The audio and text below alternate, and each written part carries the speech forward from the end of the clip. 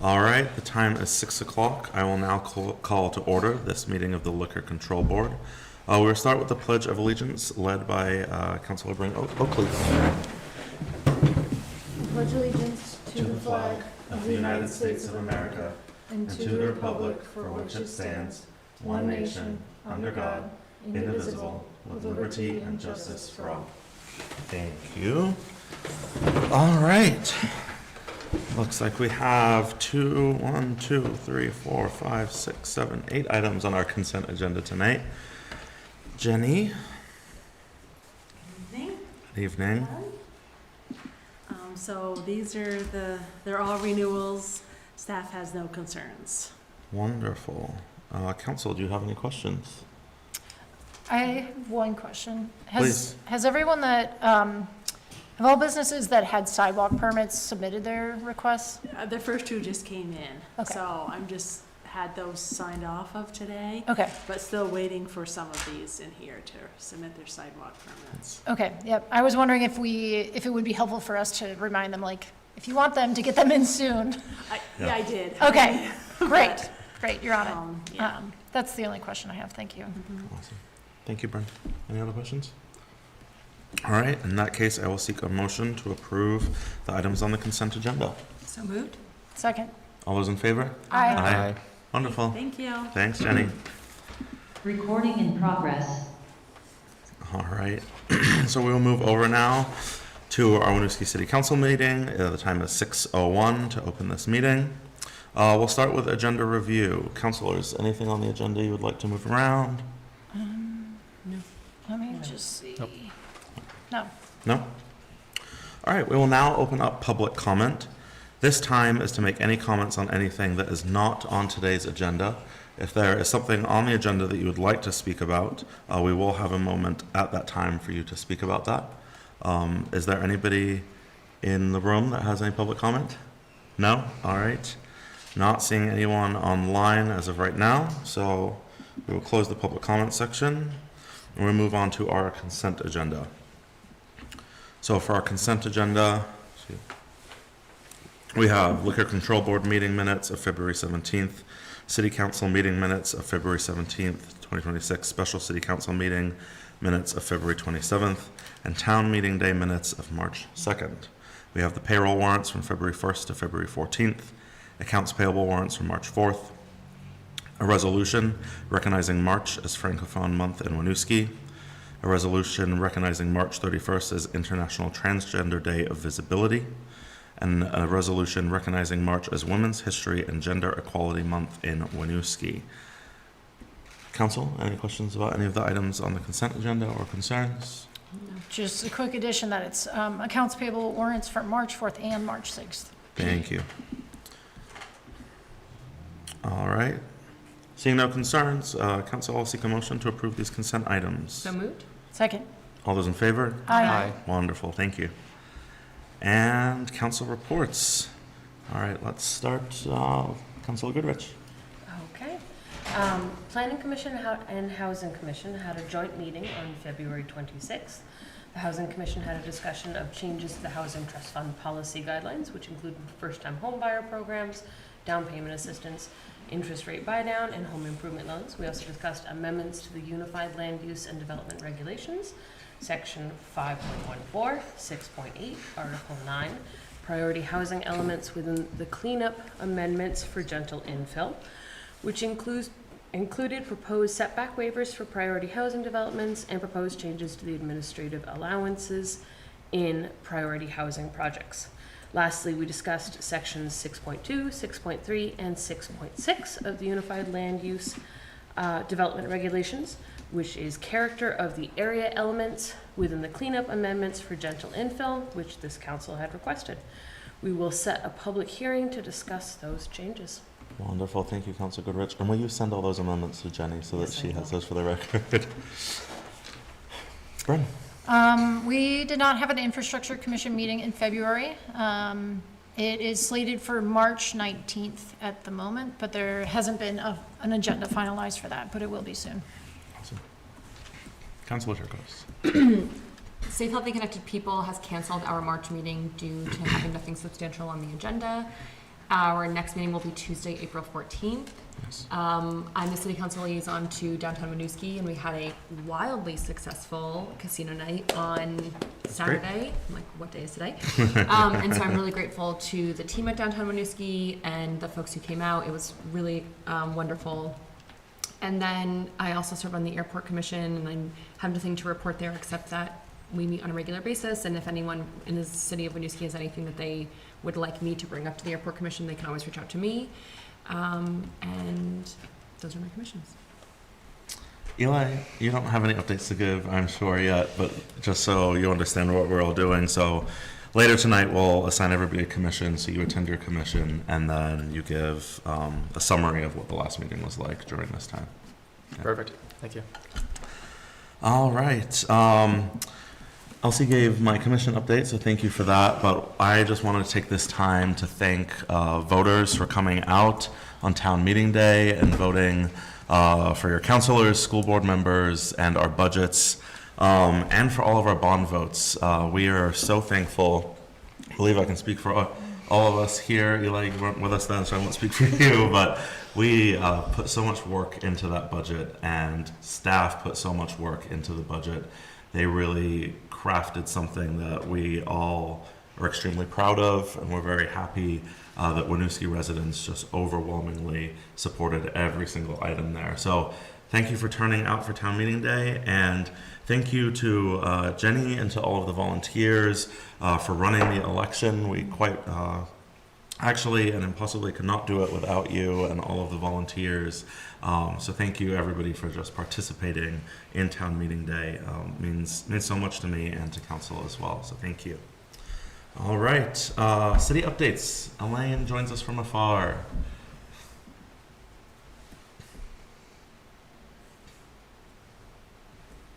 Yes, thank you for allowing me to do that, council. So, and staff for enabling us.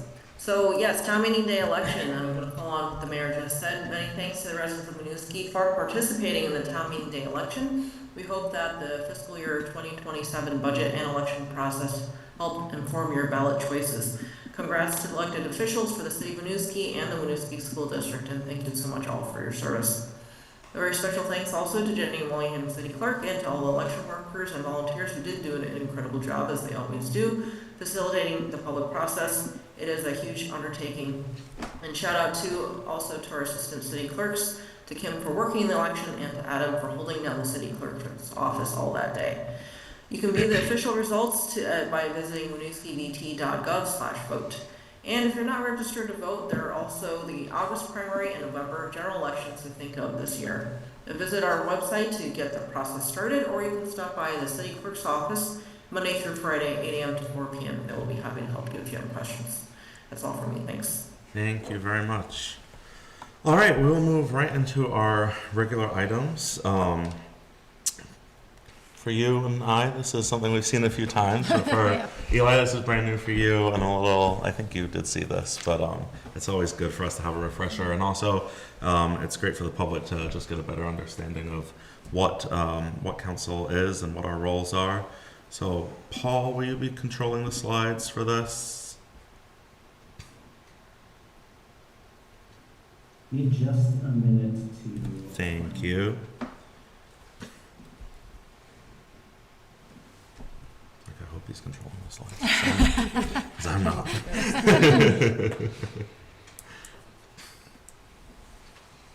When I saw this on the agenda, I was excited because I also never got this. Yeah, no, exactly. You got it in a very different setting. So we're in this together.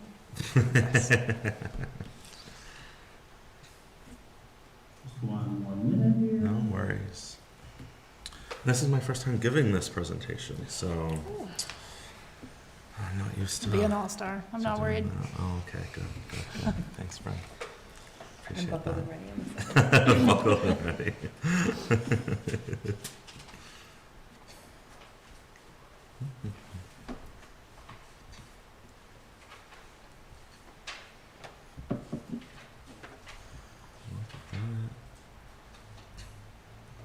All right, there we go.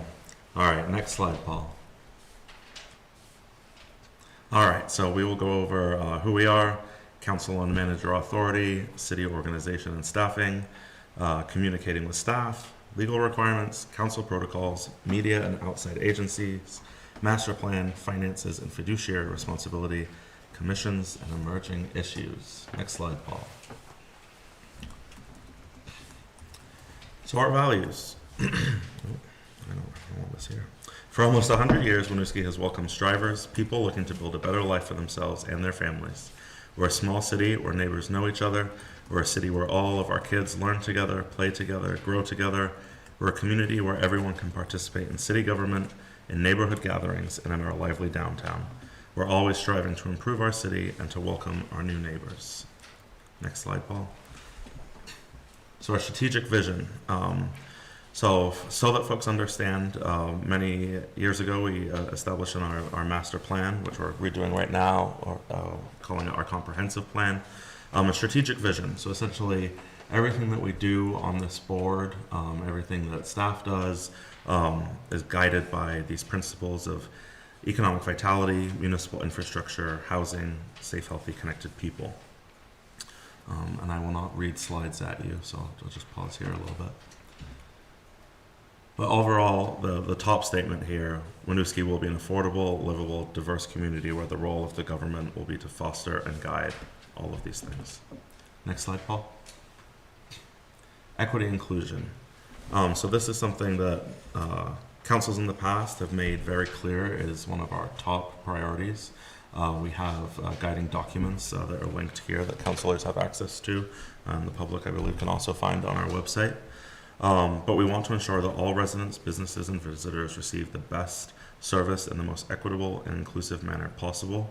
I ask this council that when you are reading any documents that have been sent to us by staff, or if you're drafting any memos that you want to be included, or just going about your day-to-day councilor duties in the public or through email, that you think about equity and inclusion, because it is something that we have committed to as a city to keep top of mind at all times. Next slide, Paul. So who we serve, U.S. Census data, I think we might be just over the 8,000 mark at this point in time, but about 8,000 people here in Winooski, in our little city. 14% of those people are born outside the United States, which means, you've probably heard in the news many times, but we have the highest density of new Americans, of people who are not of white descent in our city. And I also believe it's not just in Vermont, but in large parts of New England as well, excluding, Massachusetts. 19% of our households are multilingual, something you will learn a lot more about as you start doing your visits with the schools. Median household income is $69,000 a year, which is below what the average income is across Vermont. 19% of our residents are living in poverty. This is a number that has been shrinking. I think we've all experienced Winooski over the years. Has been having changes in our population and the types of people who have been able to purchase homes here, and the costs that new homes have in the city has significantly risen, even since I purchased my home in Winooski about 4 or 5 years ago. 11% of people with disabilities, 3,844 housing units with 35% owner occupancy. So if you can see right there, we are a majority renter city. 2.18 is the average household size. 75% of residents are living in the same home as 1 year ago. That makes sense, right? We've got a lot of renters, so people are shifting around a lot. 92% of households have a computer. 81% have internet subscription. I always think this is important. A lot of the communications that we do as counselors is with folks through email. We use our social media. So although that is a high number, not everybody is actually able to reach us in those forms.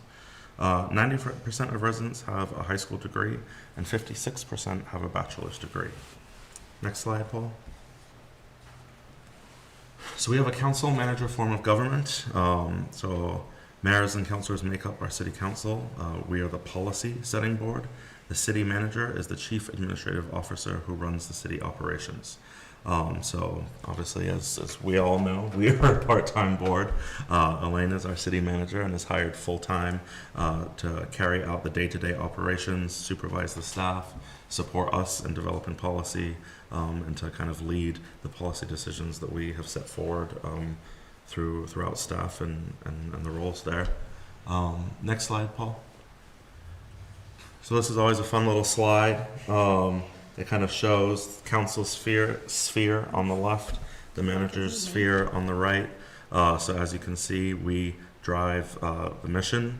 We work a lot on the policy, and the city manager does the management and the administration, and we're both kind of sharing that policy. But this is, you know, I think a really easy way for us to realize what we're all doing, and also for the public to really understand the difference between the two roles. So, you know, if you're a member of the public and you've got policy concerns, city manager isn't the best place for you to send those concerns. Of course, if you do, the city manager will get them over to us. And if you've got questions about the administration or the management of what happens within this building of city staff, those are things you're going to send to our city manager. City council isn't really going to have the answers there for you. And again, if you send it our way, we will make sure that we get it to the city manager. Next slide, Paul. So this is our authority as a group. So we vote for things as a group. The majority is how we approve of things. So we hire and manage the city manager. We acquire, sell, and lease property. We adopt, amend, and repeal ordinances. Adopt and amend personnel policies. Provide for resident participation through boards and commissions. We oversee infrastructure. We're responsible for the financial affairs of the city. In consultation with the city manager, we create the city's organizational structure, guide work on commissions as a body and as council liaisons. We appoint the city treasurer, the city attorney, city auditor, and the health officer and deputy health officer.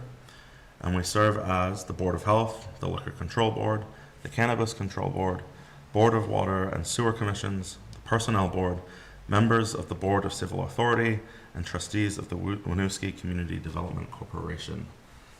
That is quite the mouthful of things that we serve as. Next slide, please, Paul. So this is me right now. The mayor's a member of council, serve as the presiding officer of the council, chairs the strategic planning committee, acts as the liaison between the council and the city manager, governmental entities, state and the federal government, independent agencies, any other entities entering negotiations with council. Next slide, Paul. Now the city manager's authority.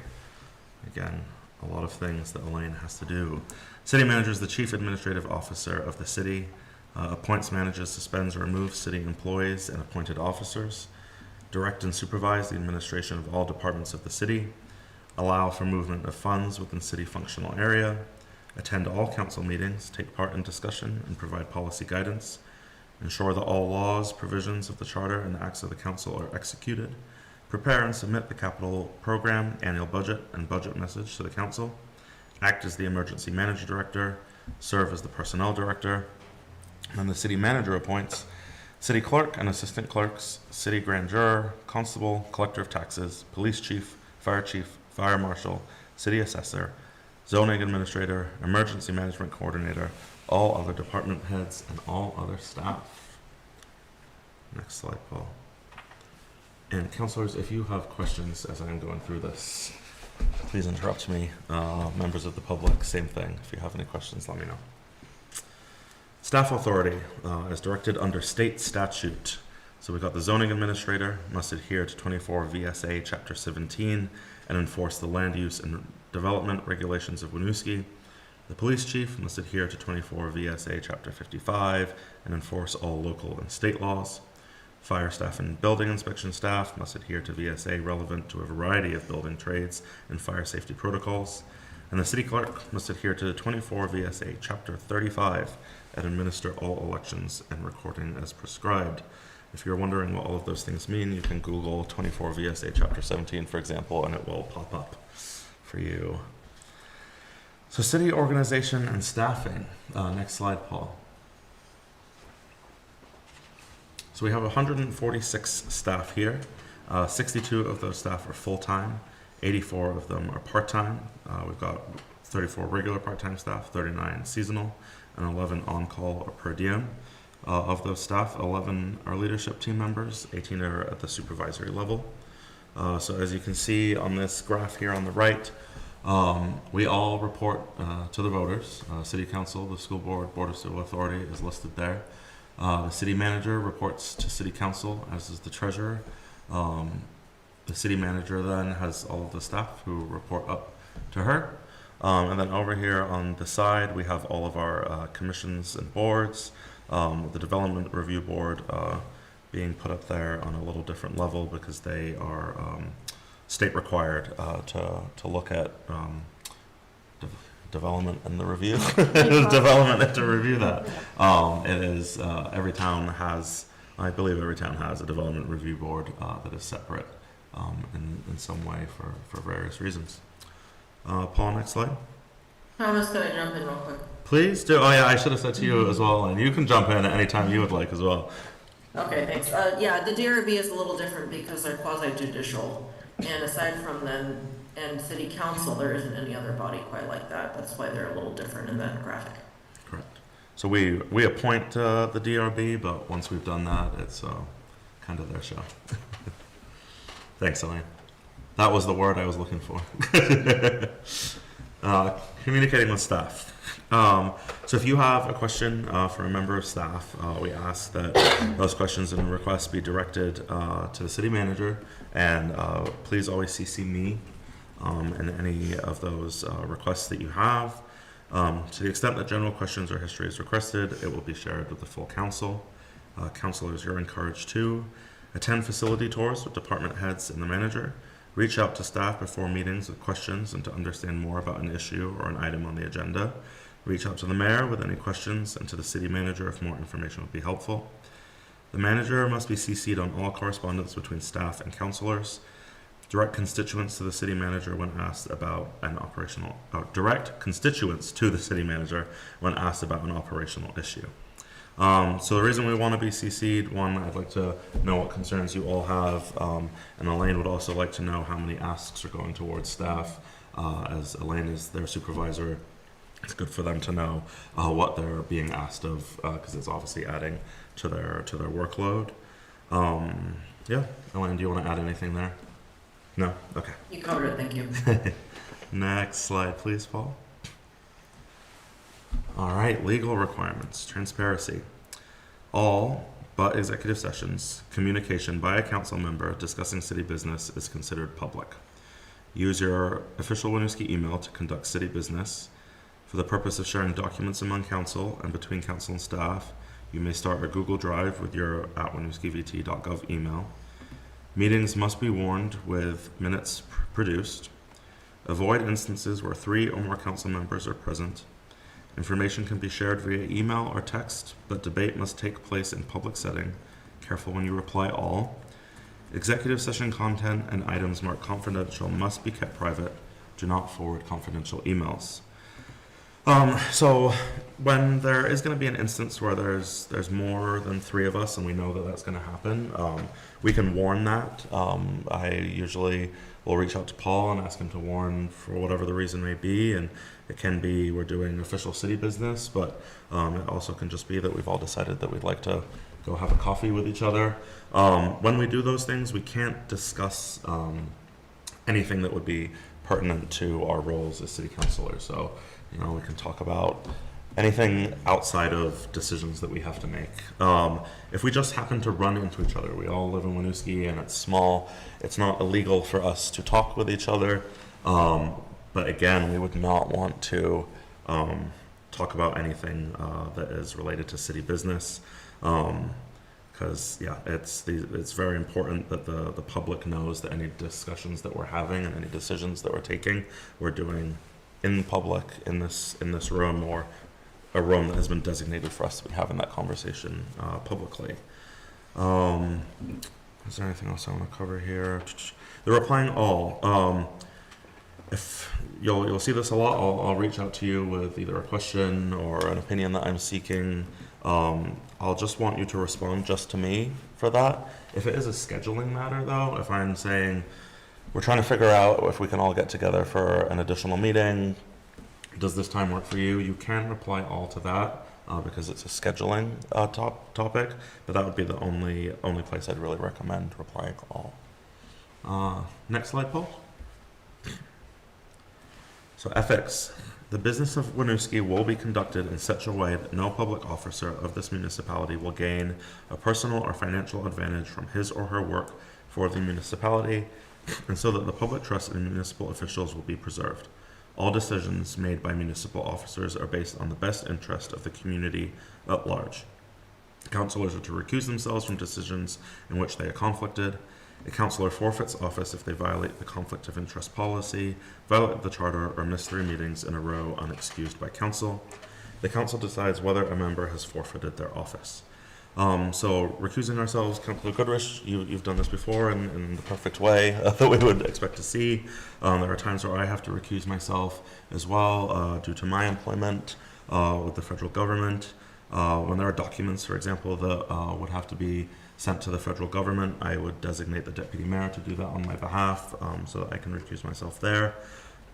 But if there's any situation that you have, may it be an employer or any situation really where you think there could be some sort of gain for you or something that the public might deem as a conflict.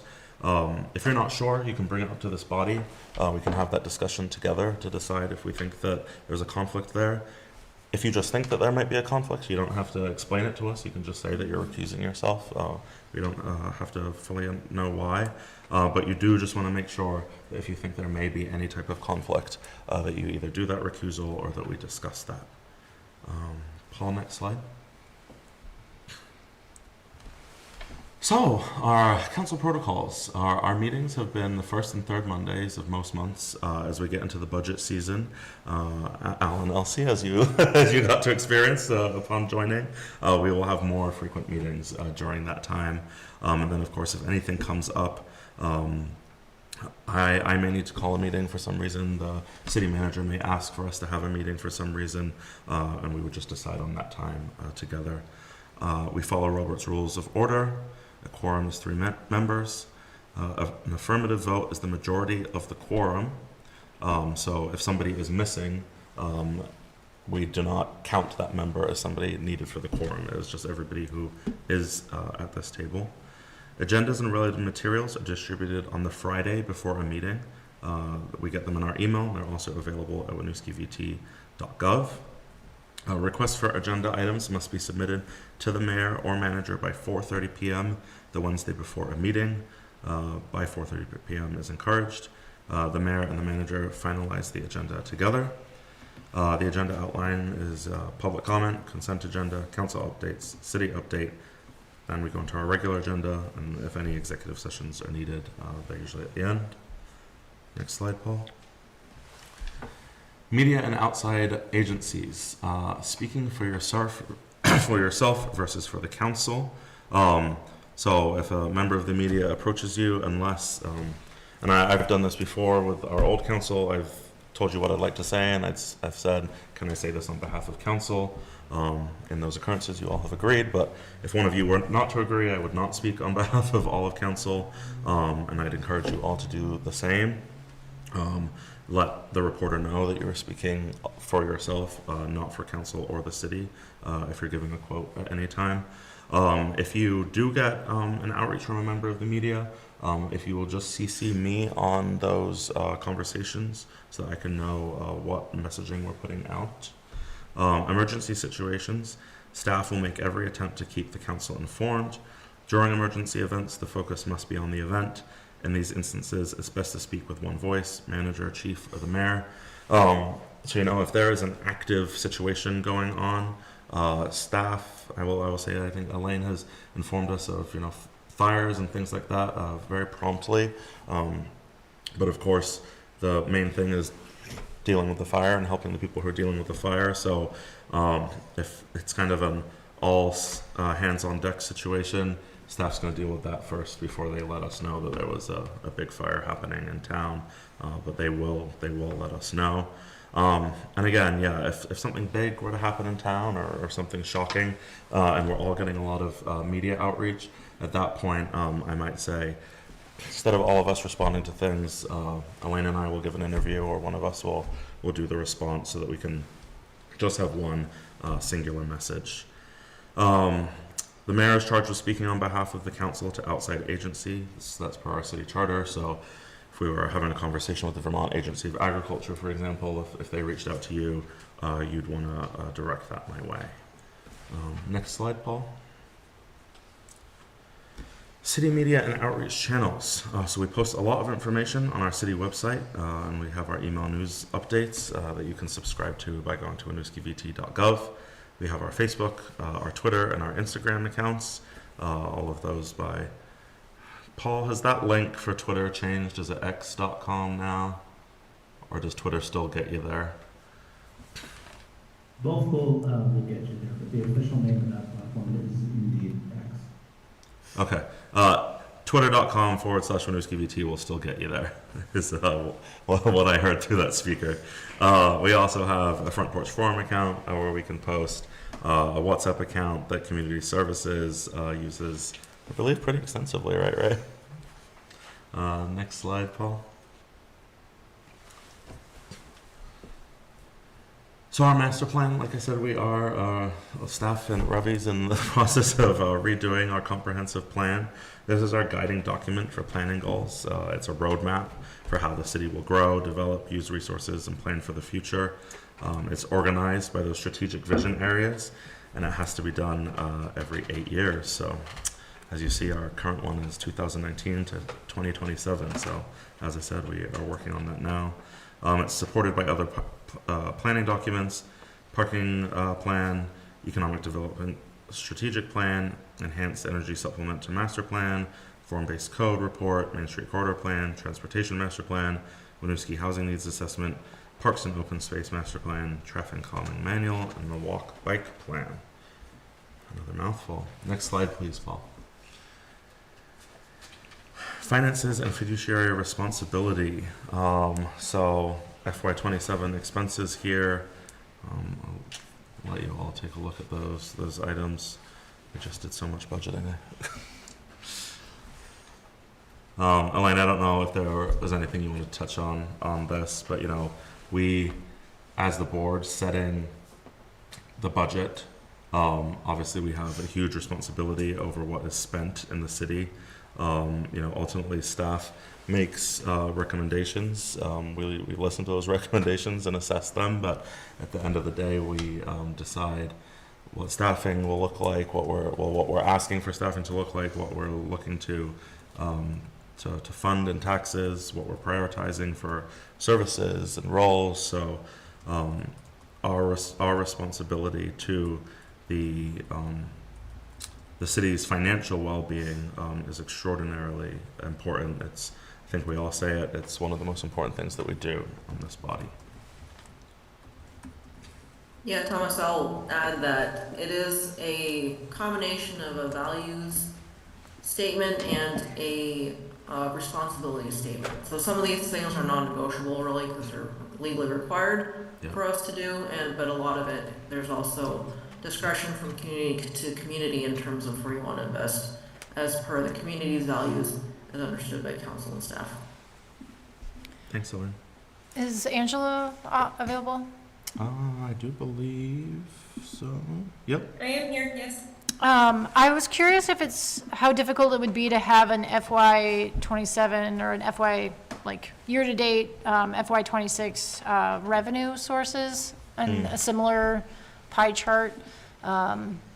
Just kind of having a sense of where the revenue is coming from, where I know the bulk is from property taxes, but additional revenue sources could be of interest too. Sure.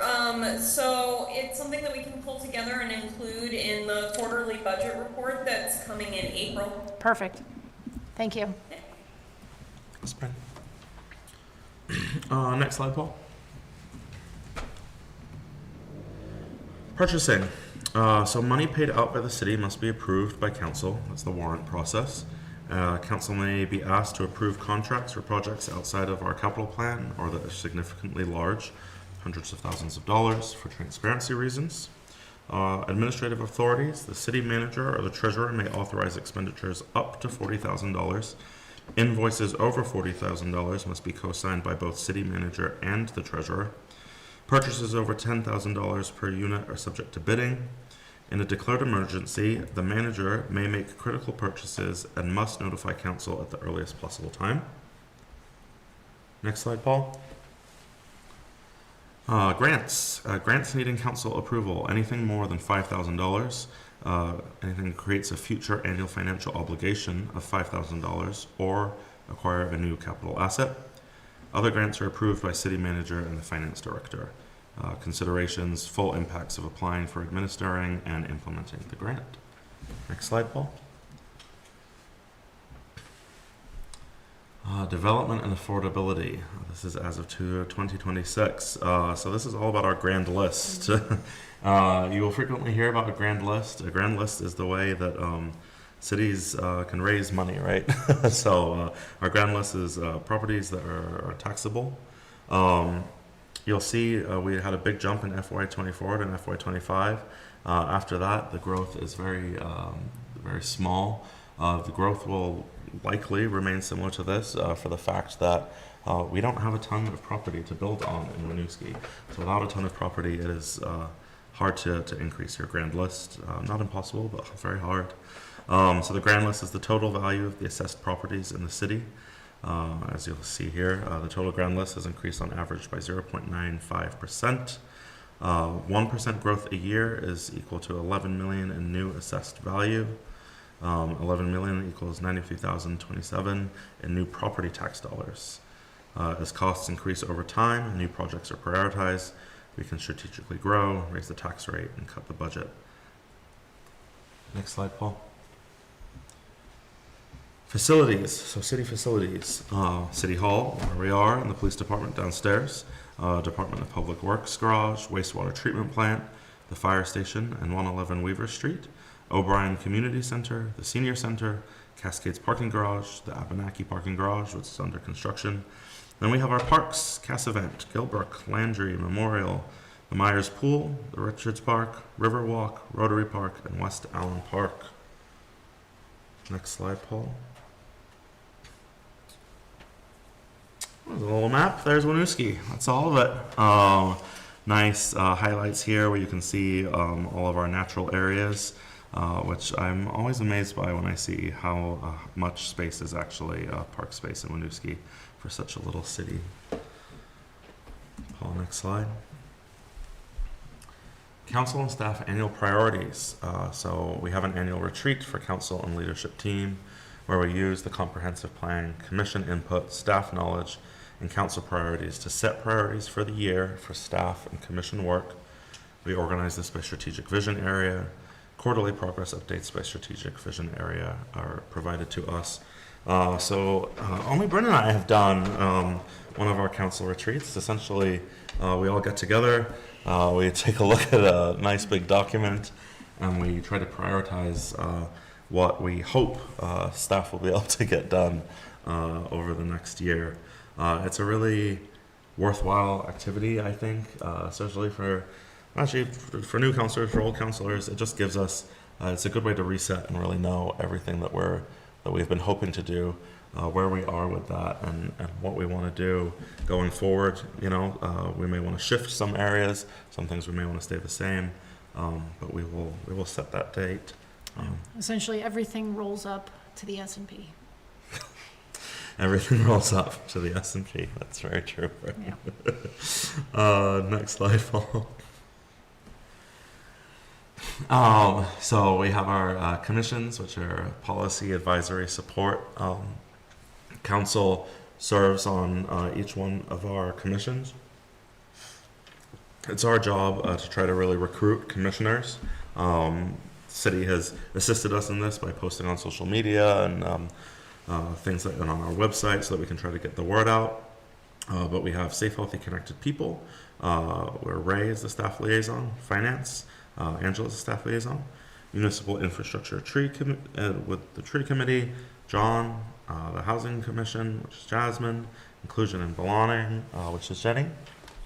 And then we have our regulatory boards, which is the Planning Commission, the Development Review Board, and the Local Resources Advisory Board. There's one guy who oversees all of those. Again, our role is to provide high-level priorities for the commission. So, Eli, when we're in those commission meetings, we're listening, answering any questions that they might have about council intent, or if you notice that the commission is veering far away from council intent, you can let them know what it is that council is hoping for. We make a deep dive into their policy area to recommend things. The commissions dive into policy areas to make recommendations to council. So a lot of times if we're thinking of some new policy or idea that we have, many times we'll throw that to the commissions and ask them to do some research on it, or do a first draft, or take the second draft, and then they'll bring that back to us. The commission chair sets the agenda of each commission. The council liaison, I already explained that a little bit. And again, we don't drive the commission work or priorities, and we should only intervene if we notice them veering off track. We really want that. The whole purpose is we want more community input, so we want them to do their input. Next slide, Paul. Emerging issues. Inflation is slowing, although today with the NASDAQ, I think it may not be slowing. But prices certainly remain high.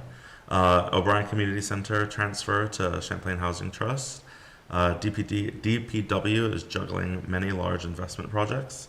Recruitment remains extremely difficult for the police and fire. Changes to our dispatch. And then unfunded priorities and future needs, which there are many. And last slide, Paul. And we have 2 current lawsuits that we are engaged in, which take up staff time and resources. All right, that is that for the slides. I won't go over everything here in this because it's mostly here for you all to review. Hopefully you were able to over the weekend. But for the public, as they can see the packet, we've got open meeting law basics, select board essentials, 2 trainings there. And then this letter from Mayor Lott.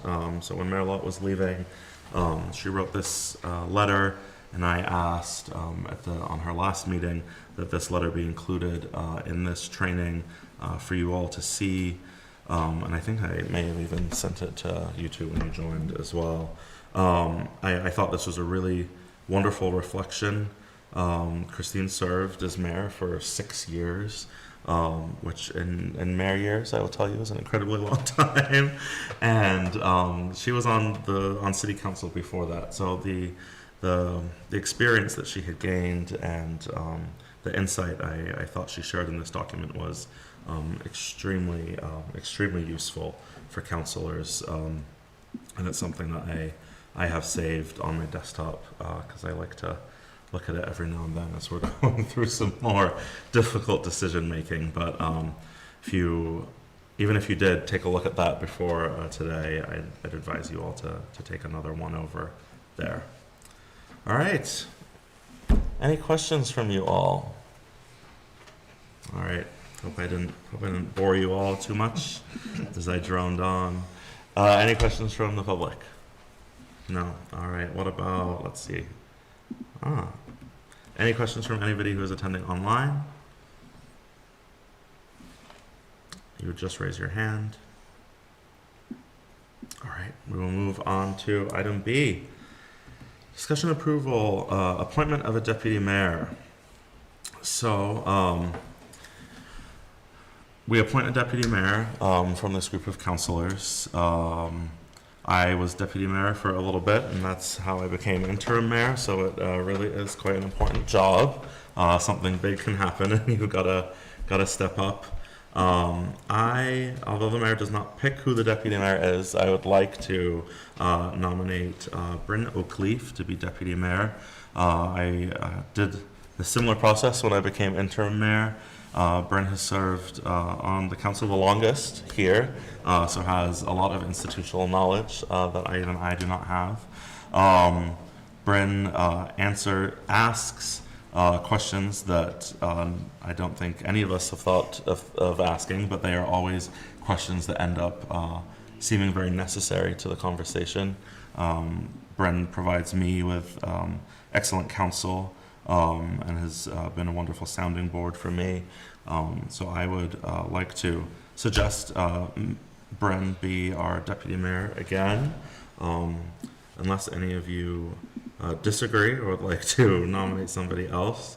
I would ask for a motion to appoint Bryn Oakleaf as deputy mayor of Winooski. So moved. Seconded? All those in favor? Aye. Aye. Wonderful. I'll abstain. You can vote for yourself. Aye. Oh, congratulations, deputy mayor. Thank you. All right. We will. Oh, does the public have any questions about that? No? All right. All right, so we will take a look now. Oh, I've got too many things open. We'll take a look now at our rules of procedure. Mayor and council rules of procedure. We've got 1, 2, 3, 4, 5, 6, 7, 8, 9, 10, 11, 12, 13 articles here. Unless Elaine wants me to, I do not plan to read all of those. Again, I will hope that you have all read the packet beforehand, as we ask you to. If you need a little time to skim them or have any questions, please let me know. Thomas, if you'd like me to give an overview, I'm prepared to do so. Elaine, feel free. All right. Actually, an apology, Eli. We did not post the draft rules of council procedure in advance, so I don't know that he has had a chance to review them. And so if council would like to postpone the vote until next time, I don't think that would be an issue. In the meantime, the brief overview, a lot of the items are actually managed by staff because you have a paid staff here who's responsible for that, and we follow open meeting law for that. So those, for example, those responsibilities include the timeline for posting various types of meetings, regular versus special, and how agenda items are to appear. It's good for council to be aware of those rules, so they're included. A lot of the more pertinent ones for you are included in there. Of course, you oversee staff via me, so it's certainly good for you to know about, but we do manage those. Open meeting law is really about making sure that the public has a meaningful opportunity to learn about and weigh in on policy or regulatory decisions. So that explains some of the rules around the postings and the warnings.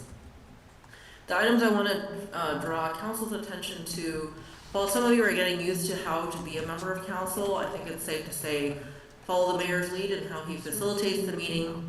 A lot of the procedures are really about guiding and voting and making sure everyone has a chance to be part of the discussion.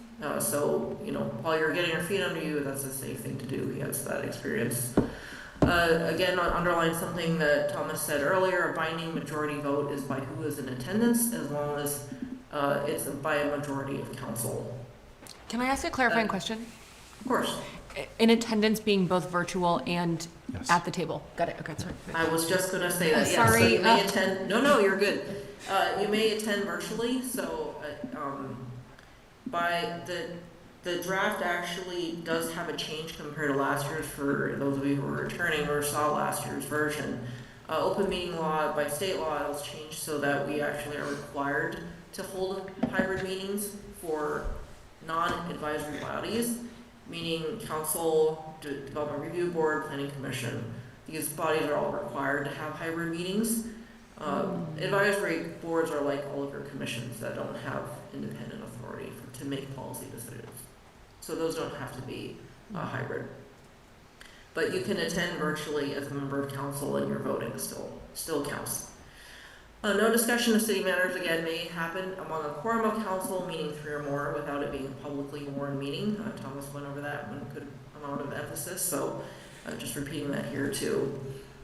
And then a few additional comments about Robert's rules. From what I've seen, this is a set of rules that can really trip people up who are unfamiliar with how traditional organizational bodies like city councils or commissions function. And if you've ever, there have been whole books written about Robert's rules, and that can become a barrier to participation. But at the heart of it, the point of Robert's rules is really to make sure that everyone has a right to participate and to know what is under discussion and to know when something has been decided and what the decision was. So Winooski City Council has traditionally followed a really simplified version of Robert's rules with that focus of enabling participation and discussion, rather than get hung up on rules with a capital R, which I think in terms of making sure that that government feels more accessible at the local level, I think that's a good practice for equity and access. So again, the mayor serves as the facilitator of council meetings, so members of council and staff and the public should wait until the mayor recognizes you before speaking. Thomas has been good about the occasional person who gets really excited and speaks up a little bit, but just generally try to recognize or wait until he recognizes you. It hasn't been a problem, but someday it might, and then being able to rely on past practice, like, oh, this is usually what we do, is helpful for the day that might happen. Motions are recorded by who made the motions. A second is required before the council can vote. You saw that just now. Any discussion that happens after a motion becomes part of the record. And the mayor can at any point call the vote on a motion that's been seconded. At that point, you can vote aye when he asks if you're in favor, no when he asks who is opposed, or abstain if you don't feel like you have enough information, or for some other reason you feel like you shouldn't vote. And that's what I wanted to review about the procedure. Again, if you want to postpone the vote, it's up to you. Either way should be fine. Thank you, Elaine. Appreciate that. One thing I will say, it's not an official rule of procedure, but just a reminder to this council, this is a very heavy, email-heavy position. So I just ask that you are as attentive as you possibly can be to your email. That's how staff is going to contact us. City manager, it's likely how I'll contact you. Again, it's not official, it's not in here, but it's just an ask of me to you all. Do you feel like you have enough to want to vote on this today, or would you like to postpone it till our next meeting? I can Vote. Okay. I do Oh. have, You have questions. Bryn, please. in Article 6, I have a clarifying question, Elaine, you might be able to help with. Is Article 6, item B, where it says, or it's referring to public comment, is that in reference only to the public comment at the beginning of the meeting, or is it intended for public comment on specific agenda items as well?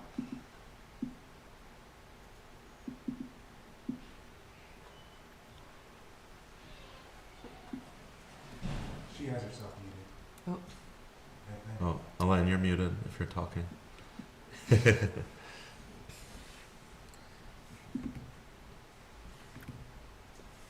I'm still trying to open my copy. It's the mayor presiding chair can limit the time of the public comment or the time an individual is allowed to speak to ensure the timely work of the body. It is the intention that at least 10 minutes be allocated for public comment at the beginning of each meeting. This may be expanded if needed. So what was your question then, Bryn? I was wondering if item B was only in reference to public comment before the regular items, after opening the meeting, before consent agenda. Or if it was in relation to other public comment on regular items that are being discussed.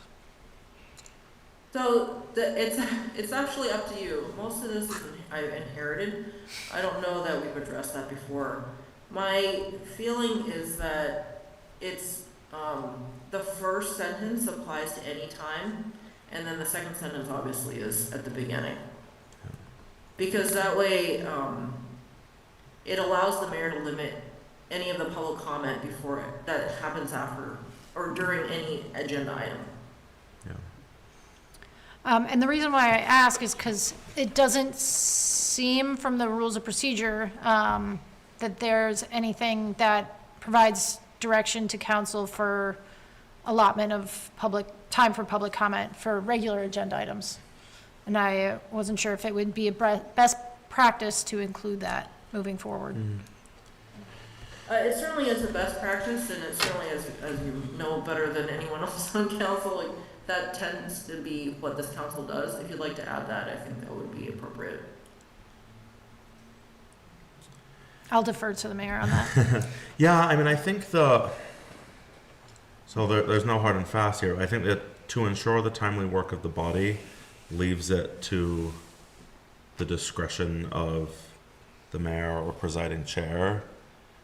My thought there, and it could be used in an unequal way, but if somebody, I would imagine if we had, several people in and somebody was delivering a message and, it was a 3-minute timer, but there was a very valid point that was being made, it allows the mayor to say they can go over to 4 or 5 minutes. Whereas if we set a timer, I think we could just add in that the mayor can allow for more time if necessary. But I wouldn't want to just cut everybody off at like 3 minutes. I agree that Yeah. with the intention there. Yeah. So yeah, I don't know. I think that to ensure what timely work of the body allows for that, but I'm not opposed. I'll let you all decide. I'm not opposed to adding in time, but allowing for the mayor to change the time if necessary. Well, if I understood Bryn correctly, which of course she's right there to correct it if I didn't, but I thought the point was to add in that every item should have its own public comment period, and then you can still allow the mayor to decide how long that is for. Yeah, I think for clarification, I was operating on the presumption that every regular item does and have public comment. It was a matter of, is there a best practice that you know of from VLCT or your work with other municipalities that we may want to incorporate as some guidance or best practice for managing public comment moving forward? We tend to only visit this document once a year. Yeah. So with a fairly new council wanting to take the opportunity to say, is it worth adding some additional direction where there's some guidance but allows for flexibility? What if we change it so it currently says the mayor or presiding chair can limit the time of the public comment, and then what if we add of the public comment at any time of the meeting? Mm-hmm. That works for me. Yep. Okay. Yeah. Great. I'm fine with that. Yeah, and I will say that it's what I've seen in other communities, thankfully I haven't seen it in Winooski yet, is that it's generally you want to give the public chances to speak. The challenge is when somebody takes up so much of the time that council isn't able to be timely. So it's the type of thing where I think it's useful to be very permissive, allow the mayor to be very permissive, but have that backstop. So I actually feel like having a restriction in there can feel a little sending the wrong message. Yeah. Okay. Adding that language, I think, gets to what we want. That works for me. Yeah. The only other item I wanted to have for discussion, and it may just be appropriate to revisit this,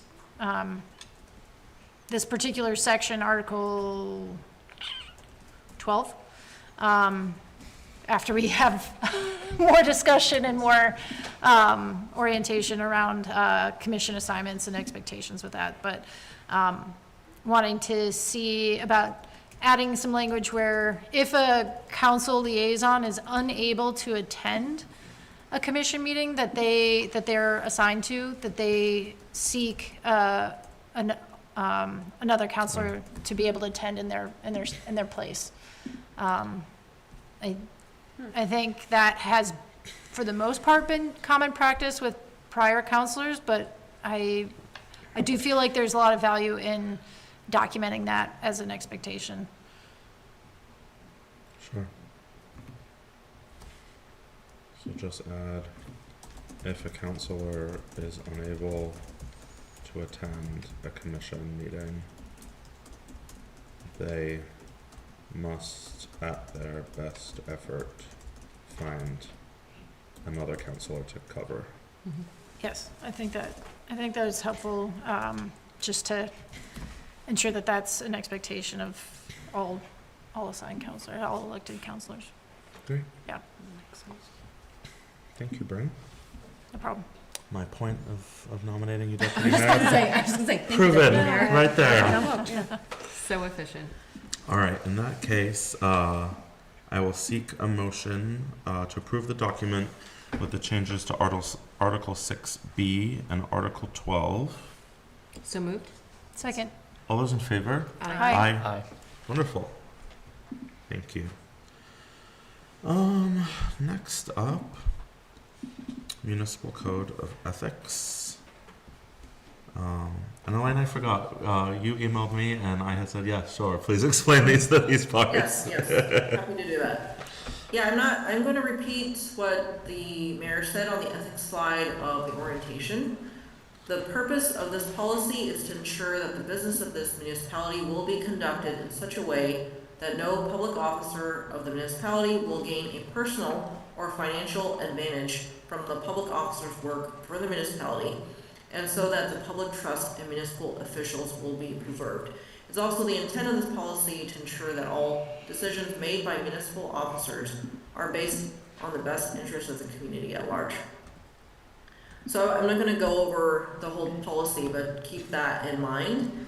In my experience, ethics is something that I think most people think they practice, and it's always like the details that are like, oh, this person might interpret this as a conflict and this person might not. So it's good to discuss these things with your peers when you're not sure, or with each other when you see something and you want to ask a question about that. So this policy advises when members of council should disclose that they have a conflict and when they should consider recusing. A recusal, as the policy also says, means that the member cannot sit with or deliberate with council, but they can still participate as a member of the public.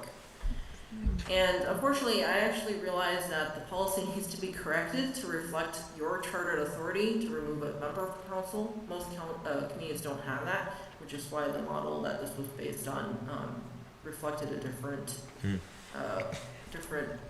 authority. So I actually recommend that you adopt it with that change, or you can again postpone if you wish. There is also a training for ethics that members of council and certain staff have to take by state law. There are a couple of steps that I have not completed yet from last year relating to an ethics ordinance and merging the statewide model with our local one. So I'm advising council adopts both if you're ready, with the more restrictive provisions prevailing, with the corrections related to council's authority to decide when a member has forfeited their office with regards to a conflict of interest. And as I noted in the cover sheet, I also suggest you set a deadline for taking the training, just as a means of providing accountability for yourselves and to provide that documentation of having taken the training to me as the city's designated record keeper on ethics. Wonderful, thank you, Elaine. Councilors, any questions? No. All right, I would definitely want to include what you referenced needing to be added. We do have that provision, so let's keep it there and let's get it written down. For the training, that's a link that you can send at any time. Okay, perfect. So I think that is a very important training for us to all do. I've done it a few times now, and I feel like you do relearn and learn something new each time you take it. So I'd like for us to do that fairly soon, but The link is in the cover sheet for reference. perfect. We are at March 9th. I'd like for us to do this by the end of March. Does that seem reasonable for all of your schedules? Do I need to take it again? Yes. I mean, I thought it think- said every 3 years. Well, I'd like for us all to take it again. Happy to take it Myself again. included. Just I'll take it. ensuring clarification on Yes, what, no, it, that's what the wonderful. requirement is That's versus wonderful. what you're Oh, asking. New man. Happy to. I think it's valuable for us all to take it again, and I like us being all on the same slate. Thanks, Brad. No problem. Great. So we will make this vote to include the language that Elaine will add in, as well as to set taking the ethics training by March 31st. I know that it is in the document, but Jenny, would you be able to send that to us as well? Thank you. I'll seek a motion to approve this with those additions. So moved? Seconded? All those in favor? Aye. Aye. Wonderful. Thank you. Thanks, Brad. All right. We will go on to adopting our 2026-2027 City Council meeting schedule. Yes, I'll introduce this too, as we just said, do you agree by email? So the draft that we shared is based on past practice, which it always cracks me up when I describe it, because it's, you meet usually historically twice a month, usually the first or third Monday of the month. Unless Monday is a city holiday, it's held on Tuesday, and then except in July, usually you meet once or twice. The first one should just be about the tax rate, unless we have something that we really need you to do sooner. And then August, it's only one, and then November, there's only one. And then in December, instead of the first and third, it's the second and third, or the first and second, I'm sorry, that's a mistake on the cover sheet. And then in January, it's weekly. So it's like there's a ton of exceptions, but it is, the schedule is based on that past practice. And I actually think it's quite sensible because it does avoid major holidays and when people are generally on vacation. Yep. So, but it also allows for enough time to deliberate on the budget and hear all the information without having to set extra meetings. Yeah. So I thank you, Elaine. It's always interesting to look at your life right in front of you for the full year. I'll remind councilors you're able to miss a meeting. You know, if you're going to be on vacation on May 18th, that's completely fine. I just ask that you let me know ahead of time. As you'll recall earlier, you can't miss 3 meetings, but if you miss 5 meetings and you've told us, and there's a reason why you're doing that, that's fine. Also, if you're away and you're away on a conference and you're like, I'm just going to be in my hotel, I can still join, but I'm going to be on Zoom, or you're dog sitting for a family member in Connecticut, you can still join. That's completely fine. Zoom is, as Elaine mentioned earlier, is still considered that you're here. Again, just let me know that you're hoping to do a Zoom meeting. That said, it's nice to look at this ahead of time. If there are any huge conflicts sticking out for people, I'd like to know, and then if it's a conflict for 3 of us, well, we can try to find another time for that meeting. But again, if it's just a conflict for 1 or 2 of us, we can move forward. I have a question before we move to adopt Please. the calendar. As part of the review process for dates, other than state and federal recognized holidays, has this been checked against any major religious holidays? Good question. It has not per se, no, because we have, the city personnel policy follows the state and national holidays, so it's set by the personnel policy. Okay, and the reason for asking is just in recognition of, our equity assessment efforts of, there are standards that we have in policy that may be neglecting to consider other elements that would prohibit some members of our community from attending a meeting due to a conflict with religious holidays. So in a quick skim of the calendar, I'm not able to check and verify myself quickly enough in this moment, but that may be something that we want to consider moving forward. Yeah, that's a really valid point. I would say, for any member of council who is observing a religious holiday, please feel free to take that holiday. To your point, if a member of if a resident wanted to attend on that holiday, they likely wouldn't. I think without doing a full dive,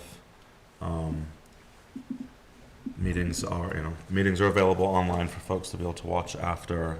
Always reach out to us ahead of time, but I do think it is a good thing to maybe consider for future schedules. Yeah, I'm not seeing anything immediately, Yeah. but Yeah, I mean, and we've done this with other groups that I'm a part of where we haven't tried to schedule over, holidays that people who practice the Islamic religion follow, or Christianity or Judaism, but there's so many other religions that there may be a chance we hit someone's. But I do think making that best chance effort. I was peeking over your shoulders. You were looking. I didn't see anything that stood out, and I did a Google of the bigger, Passover, Easter, and I think we're good. But it's definitely something I think we should make sure we're thinking about as we move forward. If that's possible to do, Elaine, for staff as you're drafting the schedule. Yeah. You can look at it for next year, Yeah, for next year. Thank you. Any dates that are standing out to you all that you think might be a conflict? And again, if something comes up, you schedule a holiday that's going to get you away, or anything happens, just let me know. That's totally understandable. Life happens. I'm unavailable May 4th. You are unavailable May 4th. All right. Anybody else unavailable May 4th? Nope. Just remind me as it's coming up. Sure. And enjoy whatever you're going to be doing. All right, so I will seek a motion to approve this schedule. So moved? Seconded? All those in favor? Aye. Wonderful, thank you. Thomas, quick tack on if you would let me. Yes. The retreat, it's helpful to schedule that as soon as possible. I'm still actually polling staff for best dates, so I haven't proposed something for council to review at this time, but I'm hoping to do that very soon. Yeah, and I will say, to me, it's a really important event, I think, and there's more staff than there are of us, so I'll ask us if we can try to fit into when the most of staff can attend. Mm-hmm. Obviously, if you absolutely can't, that's fine, but and I think Elaine will probably prioritize over our schedules, but I'd really like for us to be able to get as much staff there as we can, so I'm sure Elaine will start sending us emails once they're in a better position with the polling that they're doing of staff. And then one thing that I do want to throw out there that we have in the past looked at weekends, but I think if after work is more feasible, I'm during the work week, that's completely open to me for finding just adding times for consideration that folks can make it. Yeah, that's a good point. Yeah, I'm happy to try to make it work however is easiest for staff to do that. Yeah, and on behalf of staff, we really appreciate both of those comments. I think it was last year or the year before, staff made a point, like there's so few really nice weekends in Vermont. Can we please do this on a weeknight? And we appreciated that council was very supportive of that. Yeah. All right, perfect. Thank you. Next item, City Council Declaration of Inclusion. I will read this one. It's quite important to all of us. But at the regular meeting of the Winooski City Council on April 18th, 2022, the City Council adopted the Vermont Declaration of Inclusion. The purpose of the Vermont Declaration of Inclusion is to highlight the fact that we as Vermonters are not fully aware of the systemic racism that is present in our majority white society, raise consciousness about the importance of diversity, the positive effect that diversity can have on our economy and on equity and justice, emphasize the importance of preparing our youth to live and prosper in the more diverse society in which we all will soon be living, tell the world at large that Vermont welcomes all people to our state, which is struggling to maintain its population and its ability to fund basic programs for its citizens, Attract people with a myriad of skills and traditions to Vermont to live, work, and raise families in a state that values and encourages diversity in its population. Focus attention on examining employee manuals, police protocols, and hiring practices to promote fairness and equity and applying legislation, ordinances, etc. within our towns and the state as a whole. Employ best practices in coaching municipal and state employees, including police, to value and respect all citizens. The City of Winooski has made a commitment to increasing equality and inclusion. You can see our equity initiatives linked there. As one of the most racially diverse municipalities in Vermont, and with one of the only majority-minority school districts in the state, Winooskonians take pride in the diversity, but as shown by a 2022 equity audit, we have work to do on the inclusion and equity. I recommend readopting this Declaration of Inclusion as part of the annual City Council orientation meeting following Town Meeting Day, to recommit to this work as the new body of individuals that make up the City Council following Election Day. This adoption is also timely as we recognize March as Gender Equality Month, Women's History Month, Irish American Heritage Month, and Francophone Month. Signed, Thomas Renner, Mayor. Any questions, councilors? No? No? No? No? All right. In that case, I will seek a motion to adopt this Declaration of Inclusion as presented. So moved. Seconded. All those in favor? Aye. Aye. Wonderful. Equity assessment worksheet. So this is the worksheet I was referring to a little bit that I would ask that we all keep in mind. One of the things that we keep in mind is we're doing all of the work that we do. If you know that to you means you print it out or you have it pulled up on your desktop or whatever that may mean, just to make sure that we are always focusing our work in equity for the benefit of our current residents of Winooski and our residents to come in the future. Any questions, comments? Elaine, feel free to add anything in here. I know this was a document you find important as well. No questions. All right.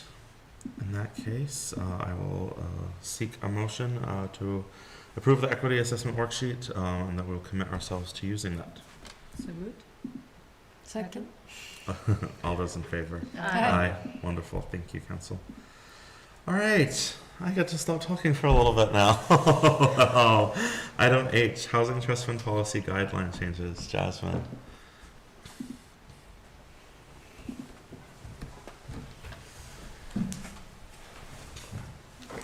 Oh, Jasmine, do you want to sit in the new staff place?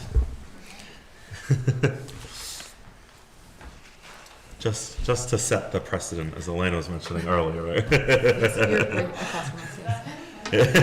Elaine, we're pretending Elaine's right there. The name tag's there. Thank you. Hello. Nice to meet you. Welcome. Likewise. Thank you. Okay, so I'm here again for more housing trust fund changes. So I will note one thing I realized about an hour ago, that Opportunities Credit Union should be striked through this and changed to Green Mountain Credit Union. So apologies for missing that. Let's see. So essentially, since the last changes, I think it was maybe like 3 months ago now, Angela and I met again with Easter Eyes and went through the documents again, and they brought up additional things that they were looking to see changed, and I'm very hopeful that this will be the last round of changes and that we will be able to formalize our partnership with Easter Eyes after this. So I can go through these three. So the first one is that we need to change the qualifying income, the income required for the program from household income to qualifying mortgage income. That is because the underwriting process is not going to be checking the income of an entire household if they're not all applying for the mortgage. So if there's like a roomie or someone that is not attached to the mortgage application, Easter Eyes would not be qualifying the income for all of those people. So they are requiring that we align that language, since that's technically a different income qualifying definition, and that will likely be the same with any larger bank. And we can't really ask them to do additional underwriting that they don't have the processes to do already. So, you know, if anything, I think it makes the program potentially more generous because, you know, in a household, not everyone is always, you know, their income's not always qualifying for the mortgage. So, yeah, I mean, I think household in an ideal world keeps it the closest to reality in terms of qualifying as a low to moderate income first-time home buyer, but this again is just a requirement that I think we will need to align with. The second element that needs to be changed is use all other available resources, which again is kind of just a nice catch-all to put in there, but it's not really anything that they would ever be able to verify. You know, they of course will be going through the underwriting process, and that is the intention of that. You know, like technically it should be uncovered if there's a bunch of money sitting around somewhere, but they felt like that needed to be removed just because it's not something that they can necessarily enforce always. And then the third element is a provision that we had actually recently just added, which was asking that the down payment assistance and interest rate buy down essentially not be utilized if the closing costs and down payment were fully satisfied by other funding opportunities. And they made a great point that there's not technically a set number for that number. So, you know, closing costs can vary. Obviously, that is a number that depends as long as you're not, you know, buying points. But the down payment is, you know, it could technically be up to 100% of the house. So there's not like a set number of like, okay, you've hit all of the money. So they asked that we remove that. You know, it is also worth noting that the hope is that this money will be amplified by other funding sources. So I think, you know, worst case scenario, someone is able to leverage their position as a lower income, you know, potentially first generation home buyer, and, you know, obtain a better mortgage for themselves. So yeah, they have asked us to remove that as well. So those are kind of the three elements. Yeah, happy to answer any questions. Thank you, Jasmine. I know you have been working on this for quite a while. And also, it's just such a unique opportunity to be able to expand this, essentially, hopefully being able to offer the program to more residents. Councilors, any questions for Jasmine? And then I do see that we have a comment from somebody in the public, but I'll get to that as soon as you all have asked your questions. I do, but I can wait. Okay. Anybody else? Do you want me to do the public question first? No, I'll go. Okay. So this is just modifying the program so that we can partner with East Rise as a lender. Mm-hmm. We would still be continuing to work with GMCU. Yeah. Okay. Do you have any information on how many loans have been approved with GMCU at this point? For the DPA and the IRB, I think it's like one. Okay. Yeah. Yeah. It's such a limited pool being low to moderate income. And I would argue more on the low end. First time home buyers in Winooski just generally. And then it's also has to be people who obtain their mortgage through Opportunities Credit Union and are willing to kind of go through the administrative steps that are required by this program. I think the only person bought a shared equity unit.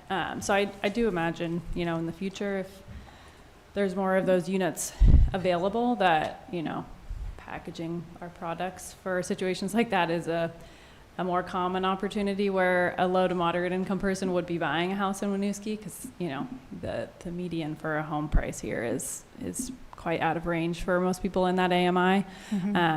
So I think keeping the program targeted to that population is important. But I think one of the only ways to kind of expand the opportunity for people to use it is through other banks, because, you know, we had a staff member who was interested, and once I said that it had to be through Green Mountain Credit Union, they were no longer interested, which is fair. You know, $5,000 is not not a ton of money in the grand scheme of things, especially when different lenders offer so many different programs for different people. Like I think I got a few thousand from one, and then other didn't offer that. So, yeah. And then I think, you know, the hope is that now that we will be aligned with a larger scale financial institution, we can look to partner more quickly and easily with, you know, some of the other larger scale banks here, which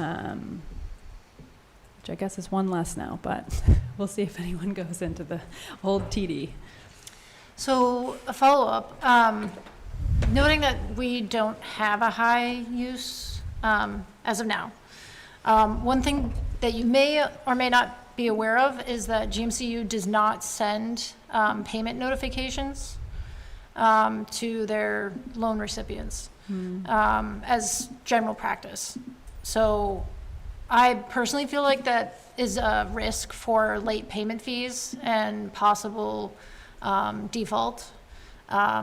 You know, it sounds like we just have one loan recipient, so hopefully it's not there's nothing that's happened. They sold, actually, so. Okay, all right. That was paid back. Well, just as a matter of like, so, you know, your role in managing and having oversight of the program, knowing that as a business practice, they don't send out monthly payment due notifications. That's interesting. Angela, maybe we can chat about that operationally, if you've heard that before. I had not heard that. Absolutely willing to look into it. Thank you. That's my only comment. Yeah, because they're doing our small business loan as well, so I wonder if that's the same. All right.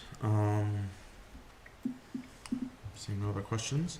I see a question from the member of the public online. Paul, could you bring Alexandra over? No, looks like they're ready. Alexandra, if you could state your name and then give us your comment, please. Sure. Hopefully you can't see me because I unfortunately have the flu, but my name is Alexandra. We cannot see you. You're all set. Okay, gosh, that is so good. And apologies if I sound a little off. I have been a Winooski homeowner resident since 2021 and absolutely love the community. First, I want to thank you all for all of your work and thoughtful preparation and presentation. Unfortunately, I've been going through a bit of a crisis with my home, sort of once in a lifetime sewer repair emergency. Without boring you all with all of the details, I wanted to ask a question about Section 3 of the policy, which is around the housing improvement program. So I guess my first question is, that's not really, when you're talking about the move from Opportunities to East Rise Credit Union, this isn't included in that, correct? Because this would be, that part is administered through the Champlain Housing Trust, correct? Yes, that's correct. Yeah, all these edits that I've been referencing are just for the interest rate buy down and the down payment assistance, which I think are sections 4 and 5. Totally fine, totally fine. I just wanted to clarify that. Is it okay if I ask a few questions about Section 3, even though they're not covered in the other updates? Sure. If I understand correctly, you recently moved away from sort of Winooski administering its own program for housing improvement.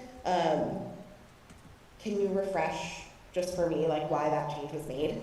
Yeah, sure. The answer to that is that essentially the city and Champlain Housing Trust were operating almost identical programs at the same time. And on the city's end, I'm the only staff person for housing, so I was trying to manage kind of elements that are more aligned with like a loan underwriter's position and construction management, things like that, which I was happy to do, but when CHT approached us and we were like, of course, yeah. yeah, offered I think it's like a 4-person team that does all of that for free for taxpayers, which is great. It was a great opportunity. So that's long story short. No, that makes total sense, and obviously pooling resources and not having redundant programs makes a lot of sense. One thing I do notice in like actually reading this policy, which is interesting, and it doesn't really, and correct me if I'm wrong, it doesn't have any sort of line item for emergency funding. And that was something, as I continue to navigate this process of having to replace my entire sewer infrastructure of my house up to the city main. I noticed that there, as a moderate income person, like there really weren't any resources for me to get quick funding.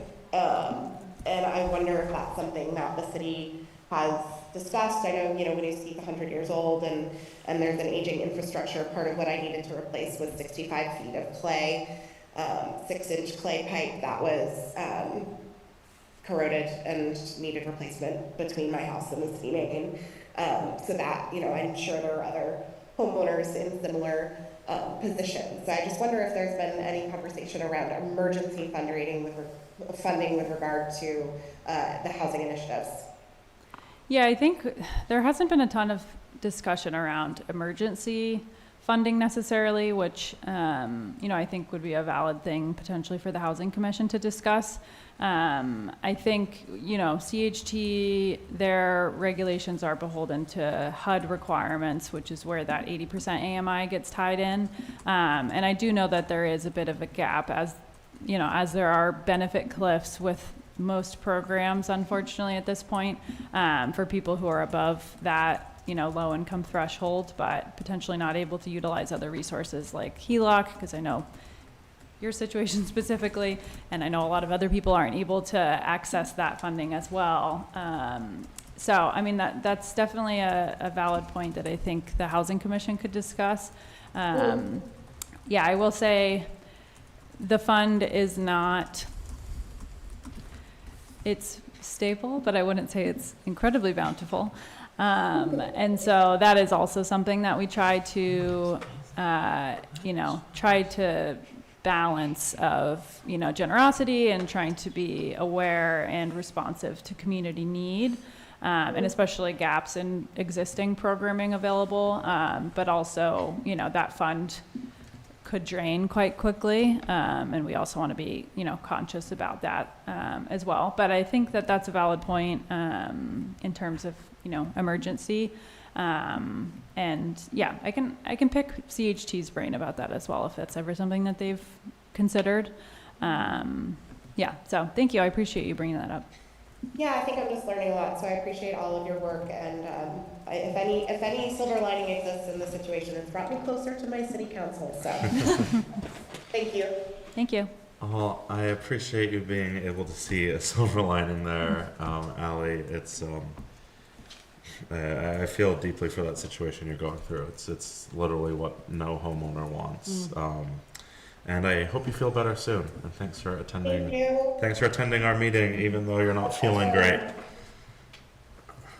Wonderful. Any comments in the building? No. I also just want to thank the public comment. I think we have struggled to make improvements to this, to the various programs. And Jasmine has done a ton of work on this. Still continuous improvement. So honestly, hearing about your experience and your situation and the challenge finding some emergency low interest funding to protect your investment and honestly the grand list, the investment of the greater community is worthwhile for consideration. So just thank you for taking the time while you're feeling sick and, dealing with some unfortunate adulting, home maintenance issues, to make time to come and talk with us tonight.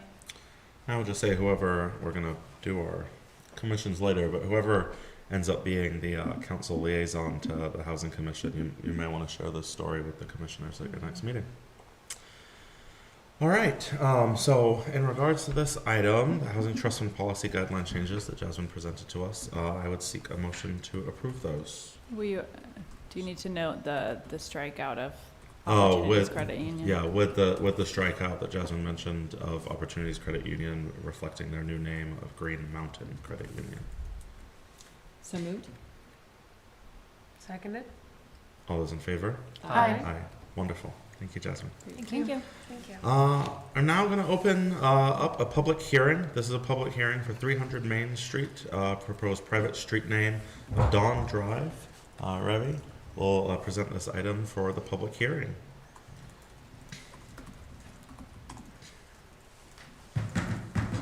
Hey, so 300 Main, the property owners have proposed rehabilitation back in the fall, so we thought it was a good idea to check in with E911 to update the addressing with the objective of improving services, so that way our emergency services are able to locate exact locations of units. So we passed it over to the state 911 board. They recommended readdressing according to a private street name. So the private street name that's proposed is Dawn Drive. This was proposed by the applicant. This was run through E911, state E911, and with Public Works and Code Enforcement / Fire to check for any conflicts, and there are no conflicts with this name. So at this point, I'll turn it over to you for any questions. Wonderful. So, Eli, for you. So during a public hearing, this item is open. So we have a public hearing, and then later we'll vote after the public hearing. So we open this time for members of the public to ask any questions that they may have, or any concerns that they might have about this item. So given that we are in a public hearing, any questions in the room? No questions in the room. Any questions online? As a reminder, just raise your hand. Okay, seeing no questions, what I'll do is I'll close the public hearing with a motion. If I could get one. So moved. Thank you. Seconded. All those in favor? Aye. Wonderful. So we close the public hearing now, and we will move on to our discussion of this item. Council, do you have any questions for staff on this? Yes. Yes. So the sign that's going to go up, I'm assuming it's going to say private and then Dawn Drive. Yes. Is that maintained by the city or by the owner of the building or of the road? The owner of the road is required to purchase the sign and coordinate with Public Works on the installation of the sign, so that way it's in a location that doesn't conflict with their operations.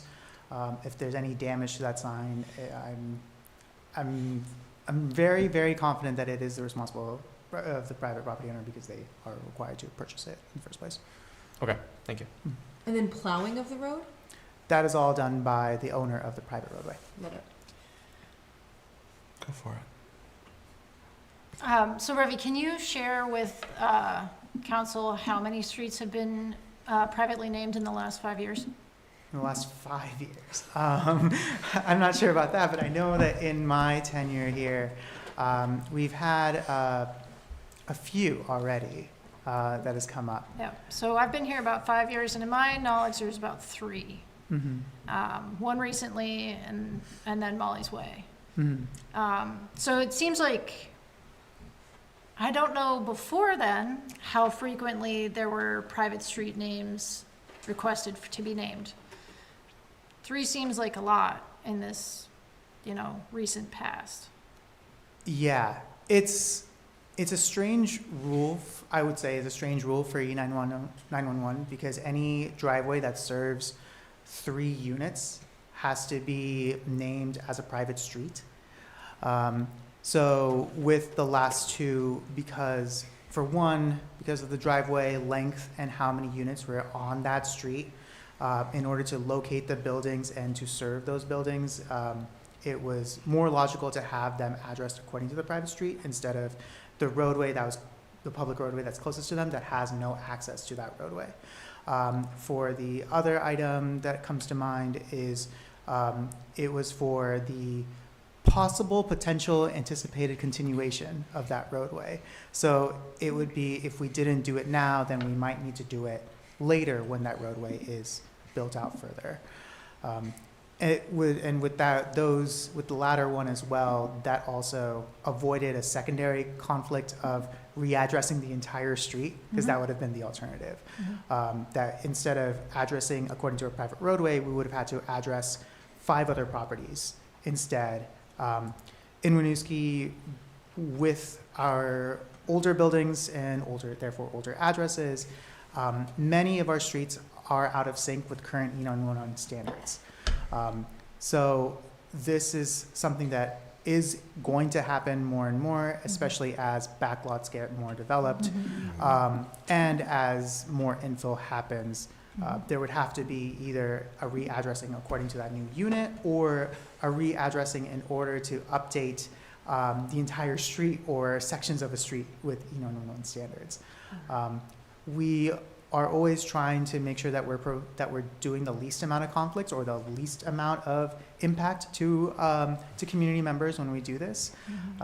Changing an address is annoying, and it's time consuming. So we want to make sure that we're doing this to the least amount of people and in the most convenient ways, such as in this example, in which there are no residents in that project currently.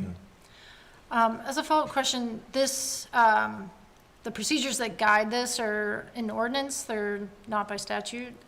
They are set by E911 standards. So the state has a set of, the state E911 board has a set of standards in which all addresses should adhere by. We have the final say on whether we want to follow through on that recommendation. There have been certain instances where we chose not to follow through on the state's recommendation because of the potential impact it would have on neighboring properties. And we had an alternative in which we knew that if we numbered it in a particular way, we would still be able to locate that property or that building and serve it adequately. So the document from the state on addressing is very strong guidance. Got it. Okay, that's helpful. I'm curious about, knowing that there's high likelihood that this will come up much more frequently, which commission this would have oversight with? Road names are completely up to you.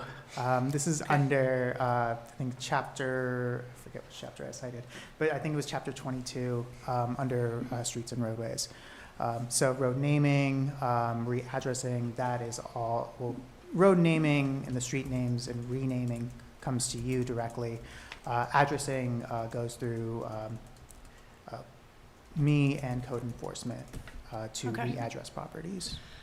You probably sense that I'm building questions here. I have noticed that as well. So I am curious, in anticipation of more street naming and renaming potentially, and the degree that there's some discretion with council, or at least at the municipal level, and being mindful of our equity assessment, what, if any, means there might be for some guidance or parameters around what names can be selected, and if there is opportunity for a commission to look into that. I might defer to you on this, Elaine. Jump in. Yeah. Because of, like, just what Ravi said, it's under the purview of council, and the commissions are appointed by council, and their work plans are, can be set by council. It is actually up to you.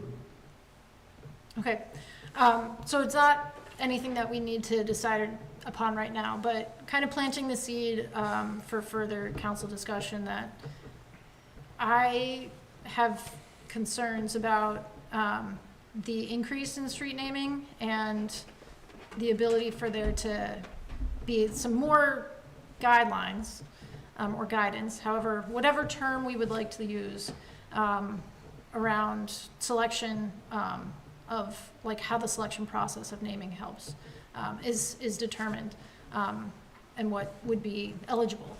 I think that looking at the equity assessment and our goals there, to me it would benefit from, if it's not appropriate or, you know, it's up to council, then maybe that is something for Inclusion and Belonging Commission or Safe, Healthy, and Connected. I don't know what the most appropriate pathway is, but I do think that it would be beneficial to have a conversation in the near future to help determine if that is something that our community wants, is to have some parameters around how street names are selected within our jurisdiction.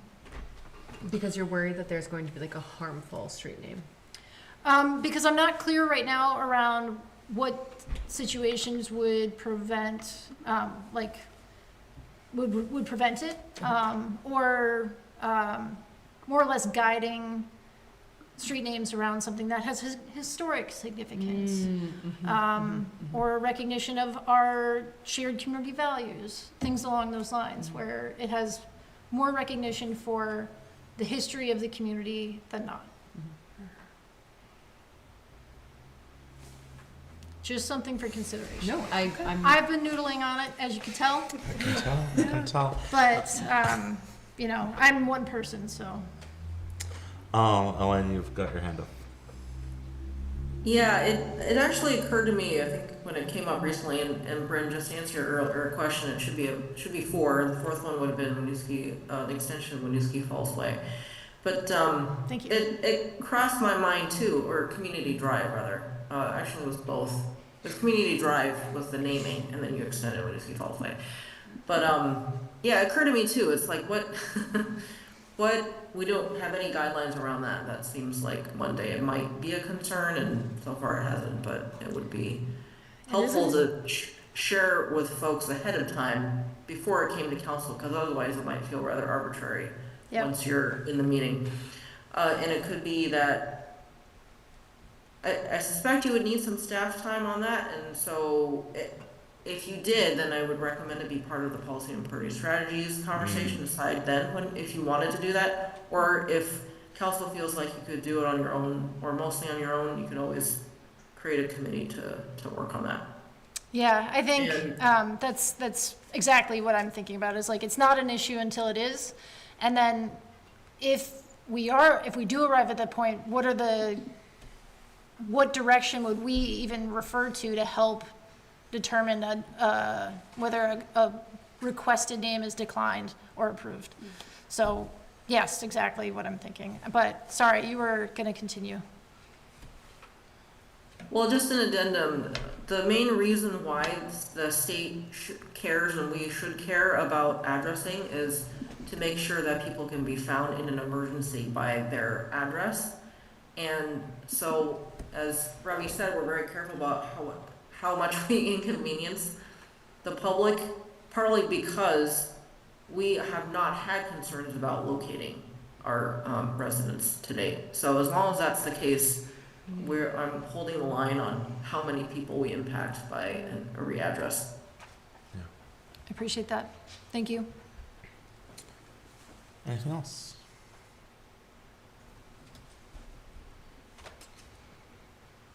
I know there was a public hearing, but anything else from the public?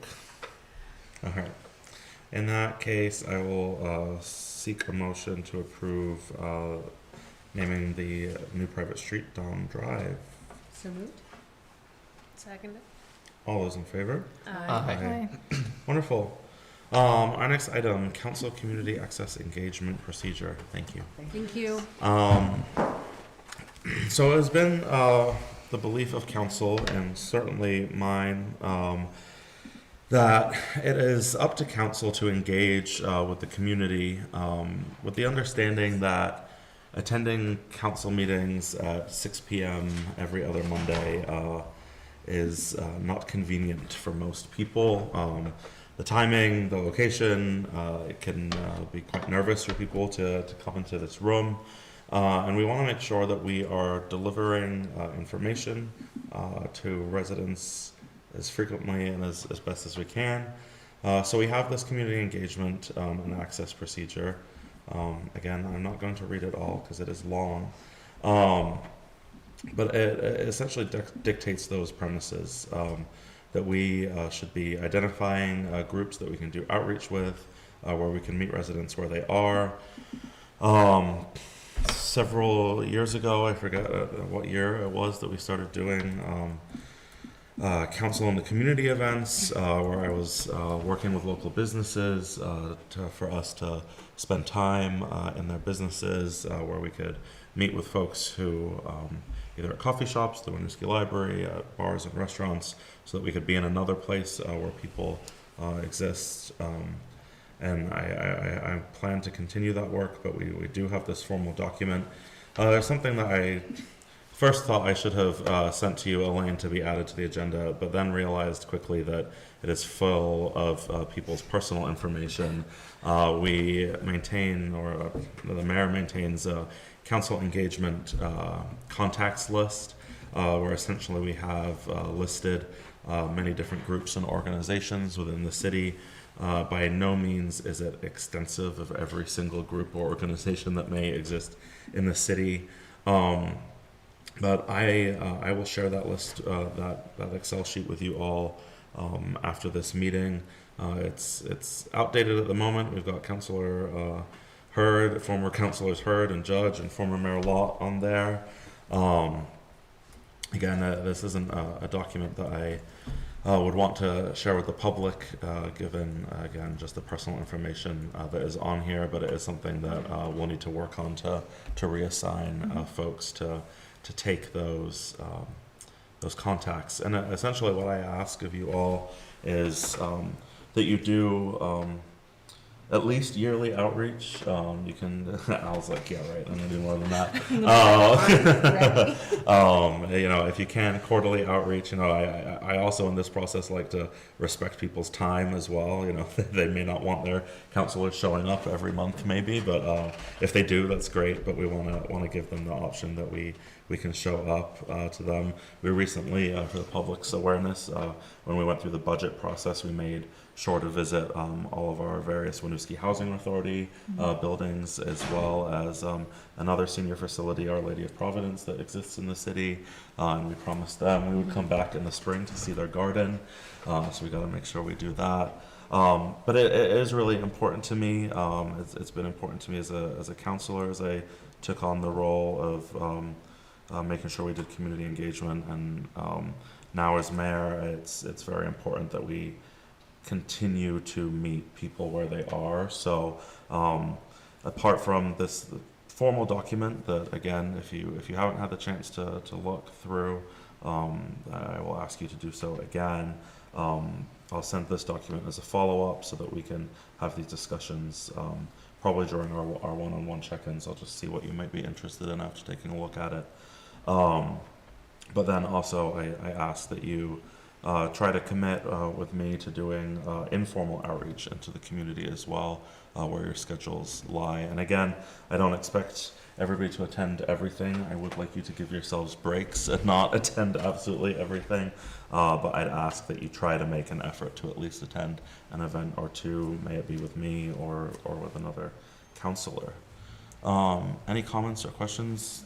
Deputy Mayor, you have been doing this work alongside me for a long time, so anything you'd like to add would be appreciated.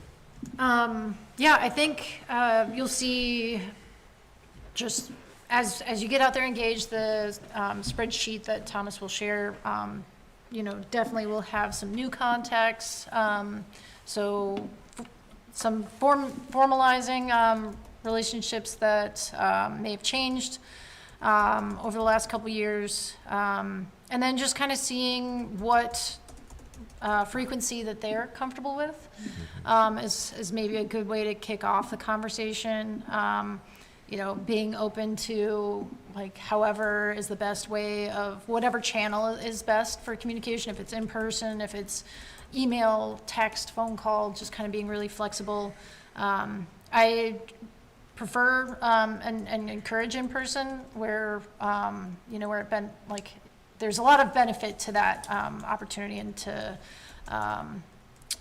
just furthering relationships. So I think it's just kind of being flexible to what the community groups need and would like to see, and kind of going from there.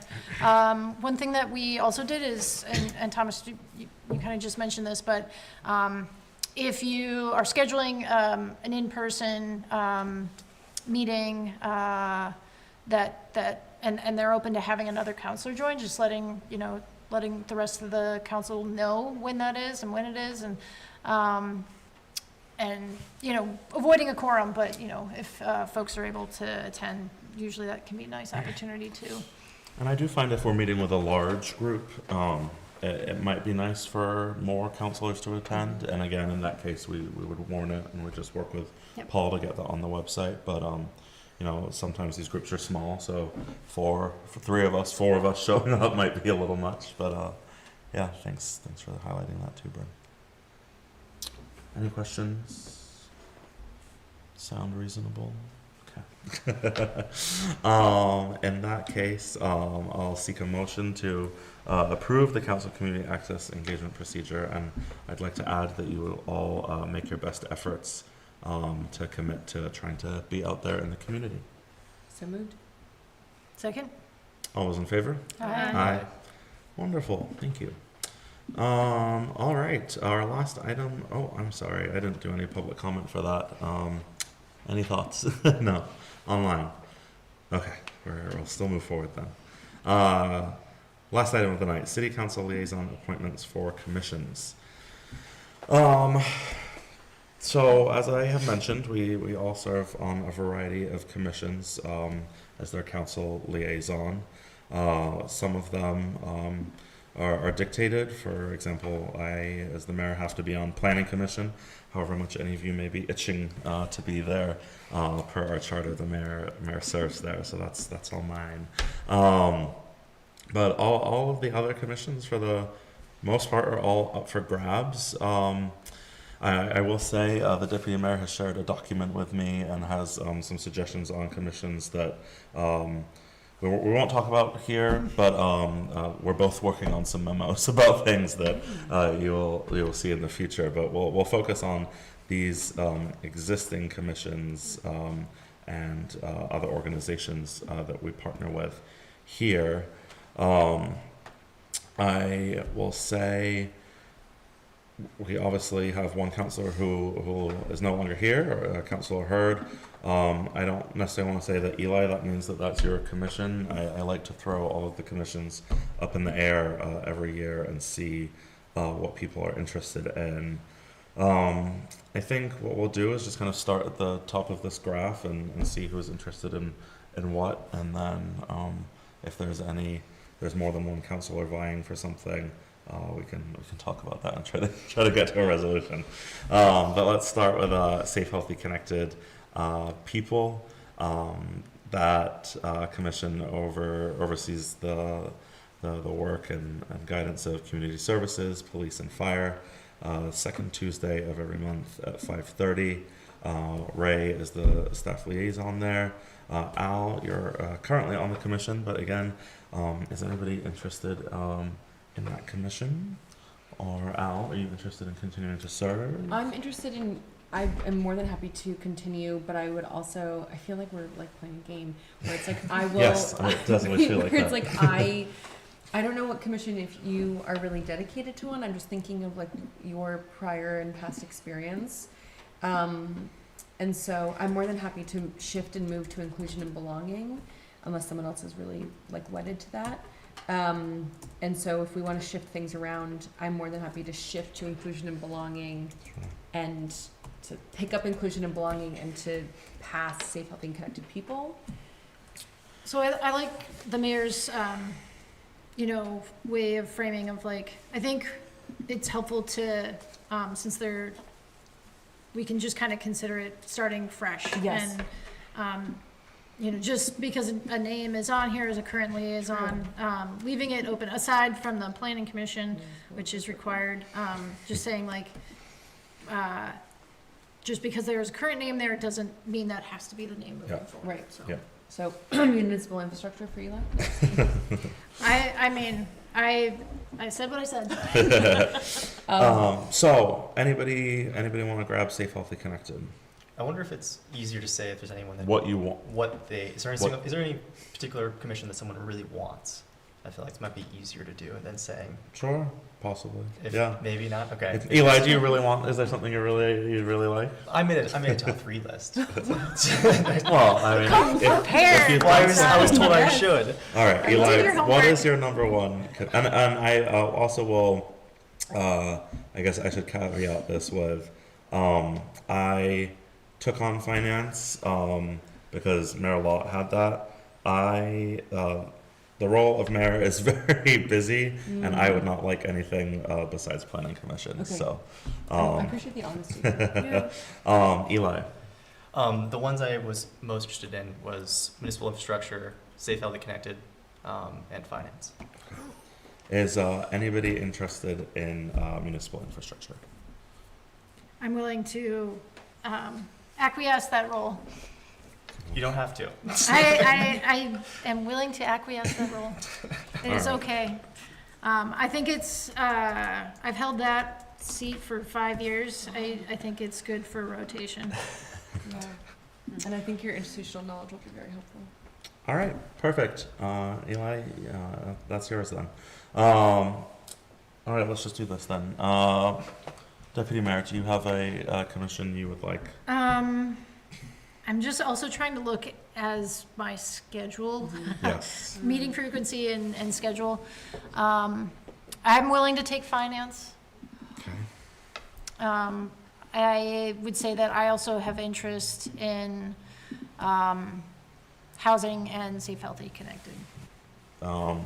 Is finance your number one, or is it number one your number one? I'm willing to take finance. Okay. Does anybody else deeply want finance? I actually am very interested in finance. Okay, But I don't want to take it if you're Okay. passionate. I would like finance. Okay, Fine. then can I take housing? Let's It's not mine. let me write LC on finance first here. All right. We're doing everyone's favorites. Okay, so Bryn, so we're back on you. What was your favorites? Well, I mean, not to diminish the I'm importance okay, of finance. I would say housing would be my second, and Safe, Healthy, Connected Okay. would be an equal second. Would anybody else like housing? All right, Bryn, you have housing. Okay. What is your favorite? I'll take inclusion and belonging. All right. I would love to be a member of inclusion and belonging also. It's like we're playing dodgeball. All right. So then, who would like a second commission of Safe, Healthy, Connected People? Second Tuesday at 5:30 p.m. My schedule allows for it. I can also take that. Anybody else? Okay. Bryn, if you can't make a meeting, let me know. I'm just like with Airport Commission, but Oh, sure. if you can't Yeah, make it. that makes for a, yeah. Is that all of them? No 1, problem. 2, 3, 4, 5. Yes. No, I'm missing one. Oh no, I have planning. Never mind. Okay. Wonderful. That was easy. It usually is. All right. Then we have our partner organizations and roles. So these are not our typical commissions. They are external groups or groups that work very closely with Winooski. Most of these terms, I believe, have not ended for folks. But if a counselor was deeply interested in any of these roles, I would be happy to liaise with the person who's currently in it. I will say Downtown Winooski is one where we have historically always assigned a counselor. I think, I know you're gonna say you could do it, but I think 3 commissions would be a little much. Oh no, you only took 2. You only took Yeah, I 1. only took one because I'm So, I'm happy to, I know I said I couldn't do another one, but downtown Winooski is very different. I'm happy to take downtown Winooski, actually. I feel like their work just aligns with my work of trying to get us out into the community. But Al, if you are feeling like you would like to remain there, or if anybody else would like to pick up downtown Winooski, I'm happy to not take it as well. So long as whoever takes it is willing to hear my ideas for potential partner. Hovering as if you would never not let me hear your ideas. But again, yeah, if anybody else would like it, do let me know. It doesn't overload me, and I just feel like you and I also work in partnership very well together, so we could sort of co-brand it. Okay. Do you have interest? I do have interest, but I don't want to throw my hat in there if you are content. So I'm happy to cover if you were not able to make it. I'm also Very not sure what their congenial meeting group. frequency is. They meet once a month on Wednesdays, like the. Hold on. Oh, they meet on the 3rd Wednesday of every month. What? Yes, the 3rd Wednesday of every Like at month. noon? At Like 6 p.m. Okay. Virtually. Okay. Yeah, I will say, it's their work is very intertwined with the city. I think that if you're on downtown Winooski, you've got the same, kind of workload as any of the other commissions, but you also kind of should, in my opinion, be a big rallier for the events that they're organizing, and then also probably attend as many of those events as you can. Yeah, so there is like a little extra work in that way with it, but yeah, and I would say even as a member of City Council, it would be great to see you at downtown Winooski events. yeah. All right, leaving it without. Okay. No, that's fine. All right. And alternate, we can put an Exactly. alternate Yeah. as Elsie. LC alternate for downtown. Okay, I would say then, Elsie, if you're going to be like an official alternate, if you'll go, if it works, to the next meeting with Al, and Al can introduce you. Perfect. Let's see what else. Bryn, Chittenden Solid Waste District. Yeah, so there's, in that final column on the right, there are appointment terms and when the terms end. I do believe, it looks like CSWD is slated, that term is up in 2027. Yeah. And there is an alternate, so the other night when I had an unexpected free evening, I made a giant spreadsheet that has. Yes, they did. Yes. The commissions, internal to the city, external, like these third-party groups where we appoint someone. Yes, I did. The term year, whether it's a 1-year term, when the appointment's made, if it's on the fiscal calendar of June, or if it's off that fiscal year timeline, term duration, meeting occurrence, number of seats and alternates, if there's an inclusion and belonging ambassador, if there's a council liaison, if there are appointments, who is appointed, if there's a city representative, who that is, and then if there's a committee or a commission webpage, what that is. So looking back at the chart for that, when the appointment term is up, I don't know, clarifying question, are you proposing that we make a midterm change? I'm giving you the opportunity to say I don't want to do this anymore. I would love to stay on CSWD. Okay, that works for me. Thank you for that opportunity. Yeah, and, like I said, new year, new council, new chances. I am dedicated. Wonderful. Yeah. Perfect. Okay. Well, with that, I've got these down. Elaine, I can send them to you, so you can update the graph, or you may have written them down as well. I do also have them, but it wouldn't hurt to double check them across to Okay. viewers. Also, could you do Heart of Winooski? That one often gets Oh, yes, yeah, I'm listed there. You know, truly, I've never heard from them. I know it's ad hoc, and I think I took this when Councilor Jim Duncan left, and Yes. he kind of also said he didn't hear from them frequently. So I guess that's good to pull up if there's anyone on staff who knows a representative at Hart. No, race. Yeah, I mean, I don't know. I think, let's leave my name there, and if we hear from Heart of Winooski or anyone is watching and knows how to contact Heart of Winooski. I'll be at the school on Thursday. I can ask. Oh, okay. See Great. if I can find anything. See if you can find anything. Yeah. Yeah, I mean, we had listed that as an ad hoc meeting. They typically meet quarterly. But I've never heard from them. So, but thanks for mentioning that, Elaine. I appreciate it, because their mission has always, it sounds like it's something very intertwined in the work that I really want to champion here. So.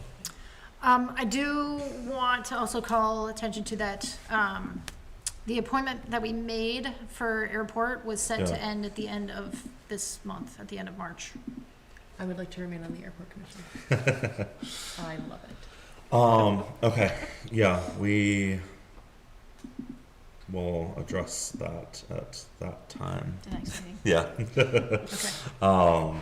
But yes, that graph that you made is very helpful for that. And also we had a different date than what they had, but we've got that all scored away right now. So, all right, great. I'm trying to think of anything else here. No, and I've checked with former Mayor Lott, and they very much enjoy being an alternate on the Regional Planning Commission. So they're going to remain there as their continued service to the city. And we will readdress all of these spots when their terms are up. And Eli, so actually, I don't think either of you have a point. It's a very similar process to a commission appointment. We seek applicants for these positions, and then council would serve as the interviewing body. We'd interview these folks and then appoint them at a council meeting. All right. With that, thank you, everyone. I will look for a motion to approve the changes that we made to the commission appointments. So moved. Seconded. All those in favor? Aye. Aye. Wonderful. This brings to a close the first Winooski City Council meeting with our new council. Thank you so much, everybody who attended. Thank you, staff. Thanks, council. I will seek a motion to close our meeting. So moved. Seconded. All those in favor? Aye. Aye. Wonderful. Thanks so much. Thank you all. Thank you. Thank you. Thank you, congratulations.